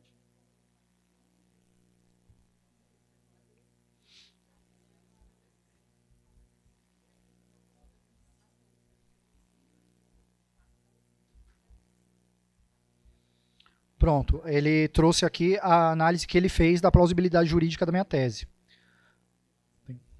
Aí ele falou o seguinte, ó, com base na análise do mandado de segurança e na jurisprudência aplicável, a possibilidade de êxito da ação é alta. A tese central apresentada é sólida e encontra respaldo em precedentes judiciais. A seguir, apresenta uma avaliação detalhada dos pontos que sustentam essa conclusão. Ou seja, ele traz a conclusão e também os pontos que a sustentam. Né? A tese principal. O mandado de segurança argumenta que a nomeação da Defensoria Pública como curadora material em um incidente de insanidade mental é ilegal. A petição distingue claramente entre curadoria especial ou processual, função de representação processual para garantir ampla defesa e contraditório, sendo esta uma atribuição compatível com a missão da Defensoria, e a curadoria material, encargo que envolve a gestão de interesses extraprocessuais e pessoais do curatelado, como localizar familiares, obter documentos e acompanhar exames, o que extrapola as funções institucionais da Defensoria Pública. Ou seja, ele traz isso daí. A fundamentação jurídica, ele fala que está uma argumentação jurídica boa, se baseia na violação das prerrogativas da Defensoria, prevista no 134 e na Lei Complementar 80, e a responsabilidade pela nomeação, porque isso também acontecia lá nos casos, que quando eu fazia o pedido para que eu não fosse o curador, o juiz normalmente falava assim, tá, então me diga você quem é o curador. E aí eu falei, não é minha obrigação, é obrigação do judiciário. E aí eu sustentei isso também. A responsabilidade é do judiciário pela nomeação, segundo o artigo 1775 do Código Civil. Aí ele traz os precedentes jurisprudenciais. O mandado de segurança já se apoia em jurisprudência relevante, que reforça sua tese citando decisões do TRF5 e do Tribunal de Justiça do Pará. Em ambos os casos, os tribunais decidiram que a função da Defensoria se restringe à curadoria especial, não abrangendo encargos de natureza material. E aí ele traz a conclusão falando que a possibilidade é elevada de concessão da segurança com base naquilo que ele tem de entendimento, com base no banco de dados dos tribunais do país. Pessoal, a gente já vai recomeçar aqui. E as pessoas principalmente o pessoal que está no online, se quiserem, podem ir fazendo suas perguntas para a gente poder depois repassar, que a gente vai ter mais uma sessão aqui com que o doutor Eduardo vai falar um pouco do notebook LM e depois a gente vai abrir as perguntas aí para manter um diálogo com vocês aí das questões, viu? Bom, vamos lá, pessoal. Essa daqui é uma outra ferramenta, como eu tinha dito, né? Eu vou... Deixa eu pegar um slide aqui para a gente começar certinho. Bom, então o Notebook LM ele é basicamente isso, né? Ele é uma espécie de caderno inteligente, digamos assim, que inicialmente ele foi pensado para estudantes, né? Você consegue subir nele alguns documentos e você consegue depois pesquisar nesses documentos de uma maneira mais fácil e interagir, de certa forma, com essa inteligência artificial. Por ela ser um modelo fechado, né, que eu tinha explicado para vocês do modelo aberto, modelo fechado, ele tende a pegar as referências nos documentos em que você sobe nele. Então você consegue ter referências factuais, né, muito mais confiáveis do que no ChatGPT, do que na própria Jusiá, do que no Gemini, exatamente por ele ter esse modelo fechado. Normalmente quando você faz perguntas que não estão nos fatos que estão descritos ali no documento, ele vai simplesmente dizer que ele não sabe. Porque o mundo dele, que ele observa, é o mundo daqueles documentos. Embora ele tenha inteligência, ele não vai buscar documentação externa aquilo que está no próprio documento. Então a grande vantagem dele é nesse sentido, né? Respostas exclusivas nessas fontes. E eu vou mostrar como ele funciona na prática, para vocês verem o potencial dele. Eu utilizo muito ele nos júris, mas utilizo também para outros processos. Como eu vou mostrar para vocês, peguei um processo de júri, vou subir nele aqui e mostrar como que eu posso interagir com o processo, o que ele pode gerar, o que ele não gera, o que ele faz e o que ele não faz. Vou abrir aqui a ferramenta.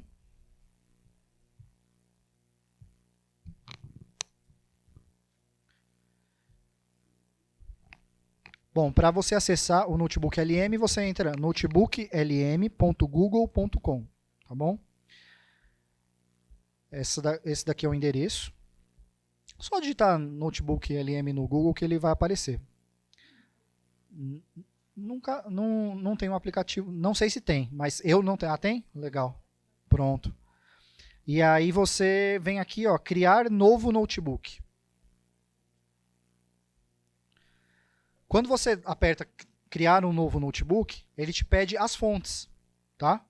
E as fontes, normalmente, o que eu adiciono, num caso de júri, né? Eu adiciono os autos e adiciono, muitas vezes, os depoimentos que foram prestados na primeira fase do processo do júri, para eu conseguir estabelecer comparações, enfim, para ele poder trabalhar. Esse caso específico que eu trouxe para vocês é um caso bem antigo. Então, os depoimentos, eles já estão, né, na própria... Eles foram reduzidos a termo, então eu não preciso colocar essa informação, ele já está nos autos integrais. Então vem aqui, ó, processo do júri, ele está subindo o processo. Essa etapa ele está subindo o processo para tentar entender e categorizar, tá, essa informação, para ele trazer a melhor disponibilização da informação possível para você conseguir visualizar. E é bem interessante, eu gosto muito dele. Enfim. Daí ele está aqui, ó. Ele dá o nome, tá, para o seu, que é como se fosse um estudo, né? Aí júri, vou colocar aqui, júri de Daniel Elias da Silva. Ele me dá um resumo inicial aqui. Os documentos apresentados detalham um processo criminal por homicídio contra fulano, abrangendo desde a investigação inicial em 2005 até movimentações processuais recentes. Incluem relatórios policiais que descrevem o crime e a confissão do réu, embora com alegações de legítima defesa, contrastando com depoimentos de testemunhas que o descrevem como violento. Há também laudos periciais e decisões judiciais sobre a prisão preventiva e pronúncia do réu para julgamento pelo tribunal do júri. Documentação mais recente evidencia a dificuldade em localizar o réu, está foragido há anos, e subsequente intervenção da Defensoria Pública para garantir seus direitos, incluindo a apresentação de rol de testemunhas e a reivindicação de paridade de armas na sala de julgamento. É um processo bem grande, bem extenso, que eu levaria um bom tempo para tentar entendê-lo. Aí olha só que interessante as ferramentas que ele me disponibiliza. Ele me disponibiliza aqui, por exemplo, um mapa mental. Vou clicar aqui, vocês vão ver o que é esse mapa mental. Mapa mental. Ele traz aqui, ó, quais são as movimentações, os dados relevantes do processo. Deixa eu ver. Laudos, quem são as testemunhas.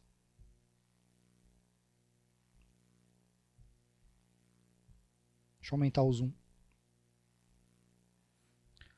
Tá vendo aqui? Ele traz todas as informações processuais, como num mapa mental de quando a gente está estudando lá, né? Ele traz o mapa mental. Então, ó, as testemunhas, quem foi arrolado pelo MP, quem foi arrolado pela defesa, quando foi arrolado, né? Quem são aqui as testemunhas?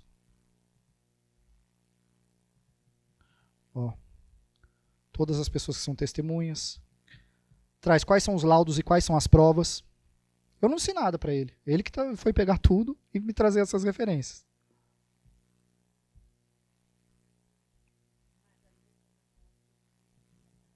Isso. Todo. Integral. Não, então, nesse caso específico que eu trouxe, para evitar de eu ter que colocar 2 documentos, eu trouxe de um caso que a primeira fase foi feita na época em que era reduzido a termo, os depoimentos. Então eu não tenho nenhuma mídia. Mas se você tiver a mídia, no caso, degravada, você pode colocar 2 referências. Naquele primeiro momento, quando você sobe o arquivo, você sobe os autos integrais e sobe também a transcrição das audiências. Que ele vai reconhecer as duas e vai saber interpretar que trata-se do mesmo caso.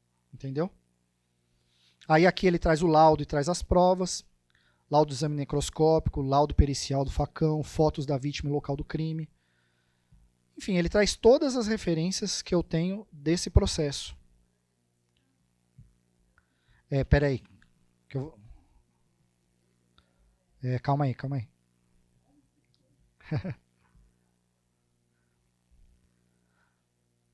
Olha aqui, eu cliquei numa dessas fontes, que é o laudo necroscópico. E aí ele traz, converse sobre o que essas fontes dizem. Olha as folhas aqui, folha 63 a 66 do PDF. Ele não me traz o ID, mas ele traz a folha do PDF anexo. Então, eu posso ir no PDF e verificar realmente se é esse laudo aqui. Especificamente desse processo, como eu já tinha visto, é exatamente isso. E aí ele vem falando, vamos conversar sobre o laudo, sua importância no contexto mais amplo dos laudos e provas nesse caso. O que é o laudo, quando ele foi realizado, né, a data, o que ele quis dizer. Parece listar 2 diferentes duplas de peritos, quem foram os peritos. Foi categórico em afirmar que Pedro faleceu de choque traumático. Né, e aí ele traz aqui as referências, ó, 6, 7. Se eu clico, ele já me mostra onde que está no documento essa informação. Ou seja, ele traz sempre a referência. Aqui ele não alucina. Nessa questão factual, ele não alucina. Pode ser que ela alucine, de repente, numa argumentação. Mas o fato, ele traz sempre o fato que está no documento. E esse é o diferencial dele em relação ao Gemini, em relação ao ChatGPT e em outras ferramentas. Então aí ele traz, ó, ele vai exaustivamente falar sobre o laudo, sobre todas as questões que envolvem o laudo, ó, faz o confronto com o laudo pericial do facão. A principal ferramenta do crime foi descrita como ação corto-contundente. O fulano confessou ter usado um facão. No entanto, o laudo pericial datado não evidenciou sangue humano no facão. Então, ou seja, ele mesmo está contrapondo provas. Né? Sendo que a única coisa que eu dei para ele foi aqui a ferramenta. Eu simplesmente entreguei os dados aqui do processo e ele está me dizendo todas essas características. Eu posso chegar aqui... então, essa é uma possibilidade. Né? Você tem esse mapa mental é uma das funcionalidades que você tem. Uma outra funcionalidade que você tem bem interessante, que daí foi até um colega que falou aqui, eu não me lembro quem agora, mas que era do tal do podcast, né? O podcast sobre o tema. É nesse lugar aqui, ó, resumo em áudio. Você clica aqui no resumo em áudio. Se você só clicar em resumo em áudio, ele vai fazer um resumo básico. Ou você pode personalizar ele e dizer quais aspectos você quer que ele se concentre para fazer esse podcast. Então daí eu falo, quero que você fale sobre provas, quero que você fale da perspectiva da defesa, da perspectiva da acusação, quero que você foque naquilo que as testemunhas falaram. Você diz o que você quer efetivamente desse podcast. E ele gera um documento. É um pouco demorado essa geração, por isso que eu já gerei em casa e trouxe ele já gerado para demonstrar para vocês o que ele gera. Eu simplesmente coloquei, observe os aspectos relevantes do processo e tal, observando o contraditório e ampla defesa. E aí ele gerou esse áudio aqui. Se eu gerar esse áudio, peraí. Oi. Então, ninguém está interessado aqui nesse caso concreto especificamente, mas na potencialidade da ferramenta, né? Então, vocês viram que assim, ele faz um resumo do processo, um resumo bem interessante, né? E é isso que eu digo que às vezes eu faço quando eu estou indo trabalhar. Eu baixo esse processo, coloco no notebook LM, né? baixo esse podcast aqui, e esse podcast eu vou ouvindo para ter audiência, para eu conseguir entender um pouco melhor os casos do dia que eu vou atuar. Então, eu acho que é muito interessante. E no tribunal do júri, especificamente, né, quando você está lá e você precisa ter o acesso rápido a essas informações, você consegue ter aqui rapidamente, porque você consegue conversar com ele sobre as questões processuais. Porque daí você pode colocar uma situação que acontece ali no momento do plenário e perguntar para ele, efetivamente, a testemunha tal falou o que na outra fase, e ele vai te dizendo, sabe? Há alguma contradição entre... Vou até colocar aqui, vai. Opa.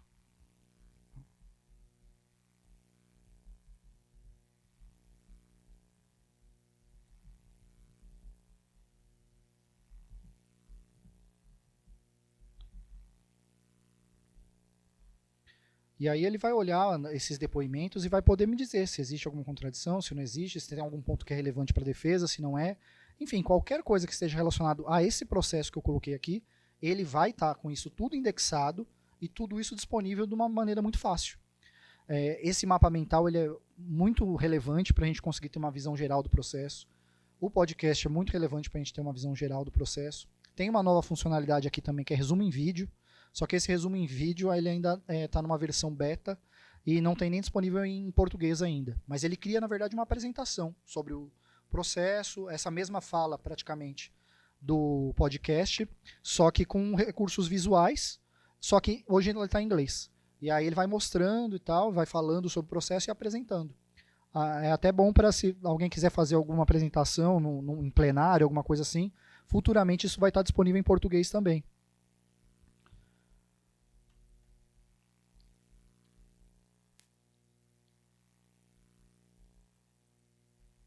Aí você tem aqui os depoimentos das testemunhas, que você pode interagir, apontar algumas contradições que eles falam, contradições sobre o motivo do crime, a perspectiva do réu contra a perspectiva das testemunhas, o depoimento delas, o que teve de contradição. Cada um dos elementos que estão na acusação ele coloca aqui e diz o que dá para você contradizer e o que não dá para contradizer. Você tem uma outra possibilidade aqui, que é bem interessante também, que é a linha do tempo.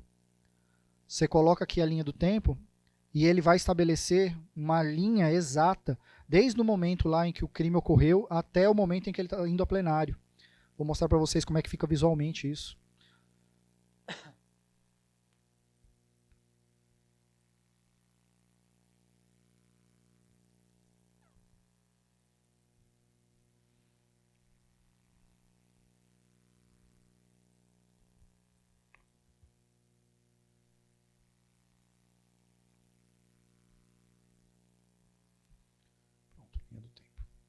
Ó, e aqui eu tenho uma linha do tempo, não está dando para ver?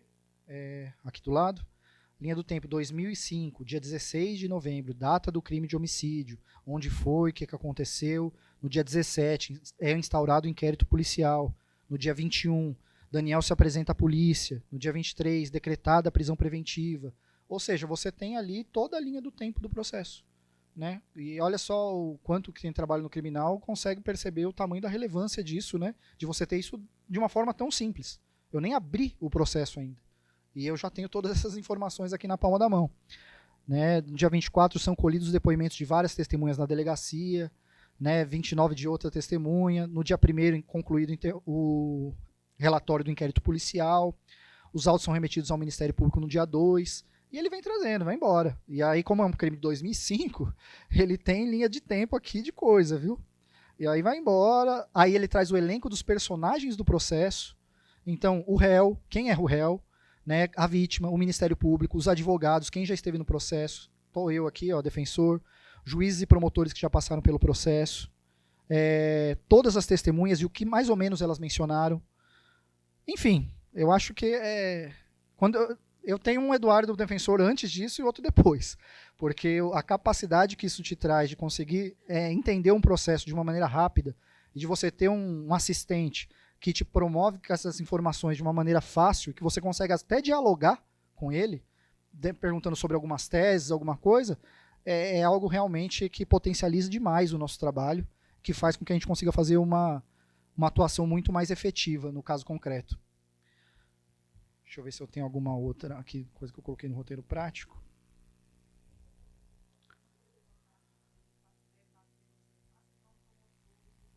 Pode. A ideia é exatamente essa. Ó. Quer ver? Eu vou colocar aqui algumas perguntas sobre o processo que eu marquei aqui para colocar até para a gente dar uma olhada aqui em como que é. Peraí. Continuar. Vou limpar aqui o histórico e vou colocar para ele. Falo, ó, quais as melhores teses de defesa? Existem contradições que ajudem as teses de defesa? E aí ele vai buscar essa resposta para mim com base no que ele tem nos autos. Ele não vai, como ele é um modelo de IA fechado, como eu falei, ele não vai ficar buscando nada do outro mundo em outros lugares. Ele vai querer saber nos fatos que tem aqui. Uma questão bem factual para verificar se existe alguma tese que é interessante. Ó, melhores teses. Legítima defesa. Confessou a autoria, mas alegou ter sido em legítima defesa. Afirmou que golpeou a vítima após ser agarrado e receber golpes de porrete.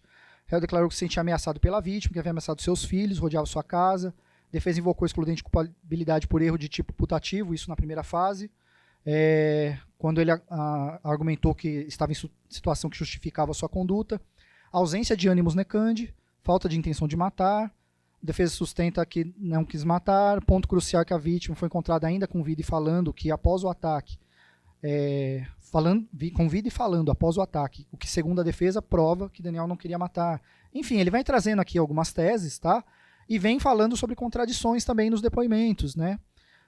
A acusação classifica o homicídio como qualificado por surpresa, afirmando que a vítima não teve oportunidade de esboçar defesa. No entanto, no laudo necroscópico responde não ao quesito 4. Houve emprego pela agente de algum recurso que dificultou e tornou impossível a defesa da vítima.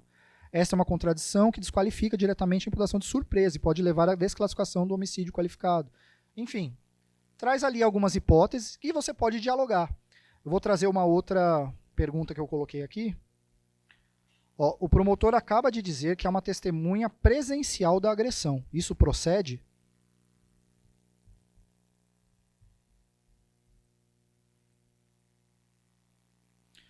Com base nas informações fornecidas nos autos, a afirmação de que é uma testemunha presencial da agressão não procede diretamente.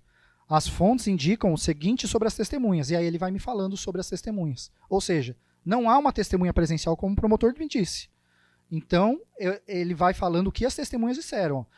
Testemunha tal, e ele me dá a referência. O número aqui eu coloco do lado, ele me mostra onde que está no processo, o que está escrito. Então, Sebastião, Djalma, Lezenita, Zenildo, Odete declararam que não presenciaram o fato delictuoso. Conhecimento dela sobre o crime veio através de ouvir dizer os comentários do que ocorreu ou através de terceiros. Veja, o potencial disso é transformador para você conseguir saber rapidamente, entender rapidamente o que está acontecendo. Então, é uma ferramenta que eu acho ótima para utilização. Acho que é interessante que vocês conheçam, por isso que eu trouxe aqui para a gente falar, mesmo sabendo que o foco do nosso debate aqui não era esse, mas que é uma importante ferramenta que eu acho que dá instrumento para que vocês possam entender um pouco sobre o tema. E a Google, ela fala também, né, pensando em sigilo de dados e tudo mais, ela fala que todos os dados do notebook LM, eles não são compartilhados. Então, eles são dados do próprio usuário. Então, eles são dados meus, é como se fosse meu e-mail. Então, eu posso subir aqui porque eu tenho o sigilo do dado, porque é como se fosse o meu e-mail. Né? Isso não é compartilhado com ninguém, então você tem uma garantia de que isso daqui, pelo menos a garantia, né, do botãozinho que a gente clica lá no aceito. Né? É um exercício de fé, talvez, mas a gente tem que acreditar que quando a gente clica lá, realmente não vai ser compartilhado os dados que a gente está colocando. Né? E deixa eu ver se tem mais alguma coisa aqui para eu mostrar para vocês. Eu acho que é isso. A princípio, fazer esse uso do notebook LM ele é muito intuitivo.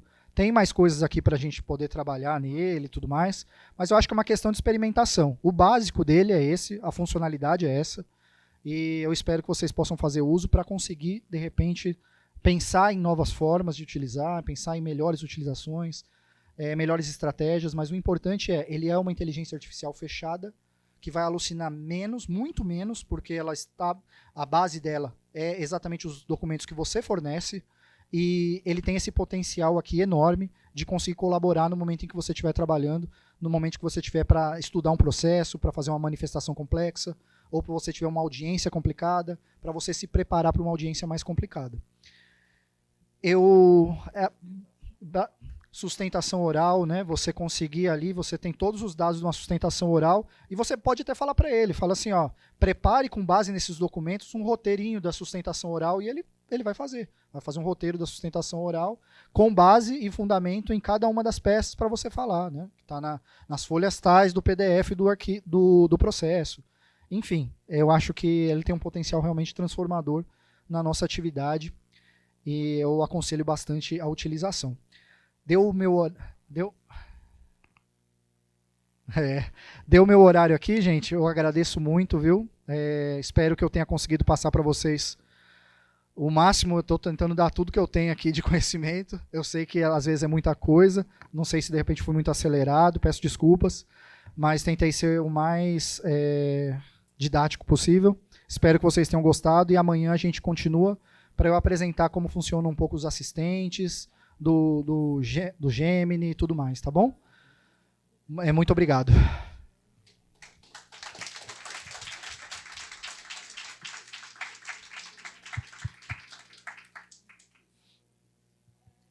Então, a gente vai fazer como a gente fez pela manhã, né? Agora a gente vai abrir para as perguntas que vocês tenham e quem está de casa também pode enviar as perguntas que eles vão encaminhar para a gente falar aqui. Só aproveitando aqui esse finzinho do que o Eduardo falou e até a pergunta que a doutora Célia me fez, se isso aqui é gratuito ou pago, né? Todas as ferramentas têm sua versão gratuita e sua versão paga, né? A versão gratuita ela nos atrai, a versão paga ela nos fideliza, no final das contas. E elas costumam ter... falando de modo genérico, elas costumam trabalhar em relação à proteção de dados da seguinte forma. O gratuito, ela diz que ela não protege seu dado, né? Geralmente a expressão que se utiliza é que o dado será usado para treinamento. O pago, ela protege seu dado, certo? Então, assim, isso para fins dos usos que a gente tem, e aí me reportando mais uma vez a nossa própria regulação de inteligência artificial, que dialoga muito com a regulação de inteligência artificial do próprio Conselho Nacional de Justiça. E sempre chamando a atenção que a gente ainda nem tem legislação federal específica de regulamentação de inteligência artificial, mas que isso está em discussão no Congresso, né? A gente tem que procurar as versões que nos deem as melhores salvaguardas no que diz respeito à tutela de dados. Até porque todos nós aqui sabemos, por exemplo, que hoje a gente vive uma proliferação dos golpes e dos instrumentos e dos ardis utilizando dados de processo que utilizam, mais das vezes, dados até públicos de processo, né? Para ludibriar, enganar os nossos assistidos. Não só os nossos assistidos, isso não é uma realidade só da Defensoria Pública, isso é uma realidade de todo mundo que está no sistema jurídico, né? Hoje mesmo um colega estava dizendo de um outro golpe super interessante, que era... Assim, super interessante foi ótimo, mas enfim, que era a pessoa recebeu um comunicado que ia ter um mutirão carcerário do Tribunal de Justiça. Para vocês imaginarem o nível de sofisticação em relação a pegar os dados e utilizar, né? E muitas vezes a gente tendo dados que são públicos e ainda assim se utiliza, né? Imagine o que dizer com dados que a gente tem uma obrigação legal de preservar, né? Então, as plataformas, geralmente, elas se elaboram muito dessa forma. Eu te dou uma tutela contratual em relação aos seus dados, desde que você pague. Se for gratuito, você está me pagando com seus dados, o que às vezes é mais caro do que a própria licença que você pagaria para elas, no final das contas, né? Mas a gente tem, assim, como gênero, no que diz respeito à proteção de dados, a gente tem um pouco dessa ideia no geral, tá? E, por exemplo, já que eu falei dessa questão dos golpes, né, e nós, Defensoria Pública, como tantas outras, né, também estamos sendo vítimas disso, para vocês fazerem ideia. Até hoje a gente não conseguiu identificar, a gente não vou nem dizer não conseguiu, a gente não identifica nenhum dos golpes que os nossos assistidos, né, foram aí instados, né, a pagar e tal, usando dados de processo. Nada disso foi com vazamento de dados. Tudo isso foi com dado público, né? A nossa gestão de dados no que diz respeito a tudo aquilo que a gente tem nos nossos sistemas, ela está segura. Ela não vazou para que alguém pudesse fazer aquilo. Ele se utiliza mesmo de dados que qualquer um pode conseguir no Google, etc. e tal. Mas reforça ainda mais nesse novo ambiente que a gente tem que ter preocupação com isso tudo, tutela em relação a isso tudo, para a gente poder caminhar com o mínimo de segurança. Então, perguntas? Então, parabenizar antes de tudo, né, o colega. A gente fica feliz de ter um colega aí nesse lugar e explicando, super didático. É muito bom, muito boa a explanação sua. E parabenizar a SDEP em geral, né, pela organização. Agora, é uma dúvida bem simples de quem ainda não está nem engatinhando na inteligência artificial, que é meu caso. A gente está falando de plataformas diferentes aí, Mas aí, assim, eu poderia saber, em resumo, qual dessas plataformas eu vou utilizar mais, ou eu vou precisar de todas elas? A Jusiá vai me oferecer tudo que eu preciso? Ou eu vou ter que recorrer a esse notebook LM? Cada hora eu vou usar uma coisa? Como é que é? Tem algum norte assim de onde é que eu vou me socorrer primeiro ou segundo? Aonde é que eu vou buscar esse auxílio para a atuação em si, nossa atuação em si, no caso, né? Entendi. Qual que é seu nome? Silvana. Silvana. Silvana, eu acho que assim, a gente tem que pensar o que a gente precisa para trabalhar melhor, né? Então, eu acredito que a Jusiá, como ela vai ser uma ferramenta que já está sendo disponibilizada, né, para o defensor, ela já vai ser um ponto de partida ótimo para quem nunca trabalhou com nada disso, né? Porque ela vai ter a potencialidade que você tem nas outras ferramentas e que talvez ela por si só já resolva o que você precisa. Porque às vezes a gente cria isso. Então, o notebook LM ele é bem interessante também, porque você pode tê-lo se você achar que é necessário, né, você ter a profundidade de conhecimento dos processos que o notebook LM traz. Vai depender muito da sua atuação ali profissional. Eu, por exemplo, muitos dos processos, a maioria, na verdade, eu não uso o notebook LM, porque são processos mais simples. Graças a Deus, né? Eu não tenho tanto processo complicado assim. Então, um ou outro processo complicado que eu tenho, que eu acho interessante colocá-lo para que eu tenha uma visão um pouco mais macro e para que eu consiga observar. Mas perceba que cada uma tem a sua potencialidade. Só que só a utilização da Jusiá hoje, para quem está, como você comentou, gatinhando, talvez ela seja um ponto de partida inicial. Traz uma referenciabilidade boa, você vai conseguir olhar aquela decisão que ela está referenciando, verificar rapidamente se aquela decisão está ou não no tribunal mesmo para evitar uma alucinação, que é o maior dos dramas que todo mundo tem, né, quando se fala de inteligência artificial. E se ela for suficiente para o que você está precisando ali para trabalhar e você já está sentindo ganho de produtividade, tá ótimo. E aí, depois, se você quiser dar um passo a mais, pensar numa outra ferramenta e falar, queria que de repente fosse um pouco melhor, ou então estou tendo uma dificuldade X, aí você pode pensar em de repente dar um outro passo. Mas a Jusiá, isso, só que daí, assim, vai depender muito do que você precisa. Se é uma questão... O assessor, pronto. Hoje, a Jusiá não tem essa possibilidade. Só que você, na verdade, não é que ela não tem essa possibilidade. Você não consegue configurar um assessor. Mas você pode abrir uma janela e dar todas as instruções para que naquela janela ele seja um assessor seu. Porque, assim, no Gemini ou no ChatGPT, eu posso, como eu vou apresentar amanhã, por isso daí vai ficar um pouco mais claro. Eu posso criar um assessor onde eu pego todas as informações de falar, olha, você é um assessor de um defensor criminal que tem conhecimento disso, X, Y, que nem eu mostrei ali na Jusiá, né, que eu fiz mais ou menos. Eu pego tudo isso, coloco dentro de um robozinho e falo assim, ó, esse é meu assistente criminal, pronto, tá salvo. Então, quando eu abro uma conversa desse assistente, ele já sabe quem ele é, tá configurado. Agora, na Jusiá, você pode pegar esse mesmo prompt que você colocou, você pode pegar, quando abre a janela, e colocar ele lá, colar. Você pode ter um documento do Word, por exemplo, com esses prompts, e aí na hora que você abre a janela, você joga o prompt lá. Ó, você é um assistente e tal, e aí ele sabe que a partir dali ele vai atuar como se fosse um assistente. Então dá para você improvisar esse assistente mesmo na Jusiá. Não é necessário que você tenha outra ferramenta. É que outra ferramenta ela possibilita que isso seja mais fácil. Você configura todos eles lá e pronto. Isso. Não, amanhã eu explico um pouco melhor o que é o assistente. Mas só para deixar claro, o agente ele é uma outra coisa, ele é uma outra etapa. O assistente, na verdade, sabe esses prompts que eu fiz aqui, falando que você é um assessor do defensor e tudo mais?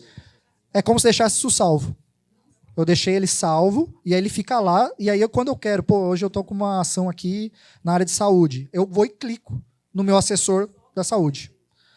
GPT, no Jusiá não tem. Para você conseguir simular isso, você tem que abrir a conversa e copiar aquele comando na própria conversa. Ficou claro? Não. O agente é o seguinte, ele é um paradigma tecnológico que começou faz pouco tempo e que hoje a gente nem tem uma usabilidade muito prática para ele. Eu só mostrei para vocês para mostrar como vai ser o futuro. Mas hoje os agentes ainda não estão sendo nem utilizados direito, tá? Mas ficou claro essa questão dos assistentes? Pronto.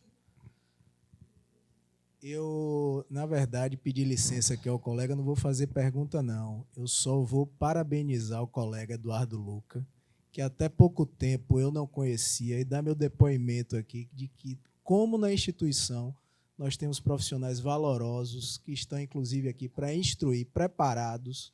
Ele veio aqui numa linguagem que muita gente ainda não tem esse acesso todo. Ele falou de forma transparente, clara, muito amigável para quem não está lidando com essa temática. Então, eu tenho aqui que dar esse depoimento, lhe parabenizar. Você é um grande valor dentro da Defensoria Pública. É isso que eu queria dizer. Muito obrigado, viu? Obrigado.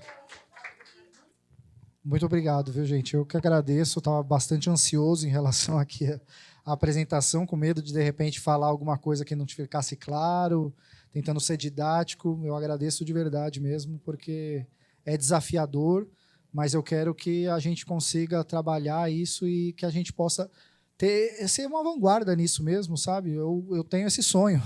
Eu brinquei ainda com o Pedro, que a gente estava lá no congresso, e falei com Mônica também, que eu via outras defensorias que elas já estão num patamar um pouco maior, né, de tecnologia, de falar sobre isso, né, num desenvolvimento um pouco maior, e eu falava, Camila, a gente tem que estar aí, ó. Eu quero estar ali disputando prática com eles, sabe, para a gente estar que me deixa assim. Daí eu falei, para isso acontecer, a gente constrói coletivamente, entendeu? Então, se todo mundo souber um pouco, a gente vai ter melhores práticas para a gente poder pegar as melhores práticas e poder um dia estar na vanguarda disso daí. Mas muito obrigado aí pelos elogios.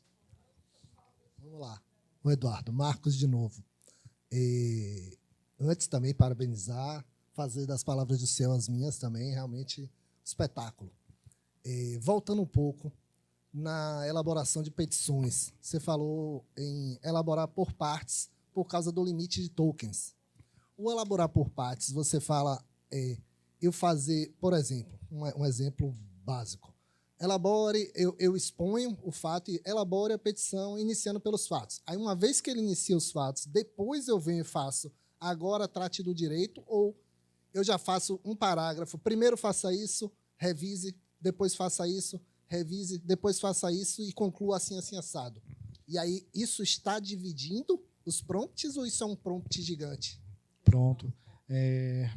Ótima pergunta, Marcos. Eu acho que assim, você pode fazer pedindo para ele só iniciar a peça, ele vai te dar esse início, e depois você pode ir conversando com ele e falando, agora me traga o direito, agora me traga os pedidos, e você ir construindo a peça, porque tudo isso é considerado uma única janela de contexto. Então você vai conseguir construir tudo e ele vai se lembrar daquilo que você teve no início. Ele só vai perder essa referência se essa conversa ficar muito longa. Mas se for uma peça que você está dividindo em 3 etapas, você pode fazer assim. Normalmente, algumas peças que são mais simples, você, como a gente viu aqui, aquela peça, por exemplo, da questão do transtorno do espectro autista, você nem precisa mexer muito mais no que ali. Aquele tamanho talvez esteja bom. Às vezes a gente quer prolixo demais também, né? Mas talvez seja até um exercício para a gente ser um pouco menos prolixo. Mas se você quiser uma peça um pouco... Exato. Se você quiser ter uma peça que seja um pouco mais fundamentada, você pode pedir para ela iniciar pelos fatos, para você ver se está direitinho, se forem muitos fatos, se for uma coisa muito mais complicada, para daí, uma vez que você viu que está ok, você fala, tá, agora me dê então a parte da fundamentação e me dê a parte do pedido. E aí, em 2 partes, pode ser que já seja o suficiente. Pelo tamanho que ela está se apresentando, hoje, agora surgiu o ChatGPT 5, né? Então, provavelmente, essas janelas vão ficar cada vez maiores. A própria Jusiá, essa resposta que ela me deu hoje aqui, dessas peças, ela já me parece, pelo menos, a princípio, maior do que aquelas que a gente tinha quando estava fazendo as primeiras versões. Então, assim, isso está evoluindo muito rápido. Então, se você quiser tentar de primeira pedir direto, pode pedir.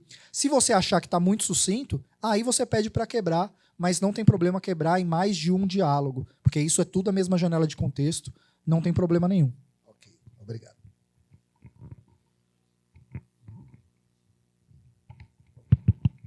Boa tarde, Eduardo. Boa tarde. Boa tarde. Parabéns a você, parabéns a Pedro, parabéns a Alain. Uma pergunta que eu tenho. Tem alguns processos nossos que foram gravados, as audiências foram gravadas, né, os depoimentos e as testemunhas, certo? qual a melhor ferramenta para utilizar para a transcrição dessas audiências, né? Dessa gravação? Atualmente, eu falei, acho que isso agora de manhã, mas não sei se estava por aí. Eu estou utilizando uma ferramenta que é da Google, só que assim, eu nem estou dizendo muito para as pessoas utilizarem, porque eu ainda estou testando para ver se está ok realmente, que é acho que é AI Studio, né? Que é Artificial Intelligence Studio. Mas eu ainda estou em teste, por isso que eu não estou dizendo para todo mundo utilizar. Vou até ver se eu testo hoje à noite para amanhã falar para vocês e ver se eu consigo colocar alguma coisa para mostrar como ela funciona. Mas as pessoas costumam utilizar uma outra ferramenta, esqueci até o nome agora. Eu falei de manhã, né? Mas eu esqueci agora. Passou.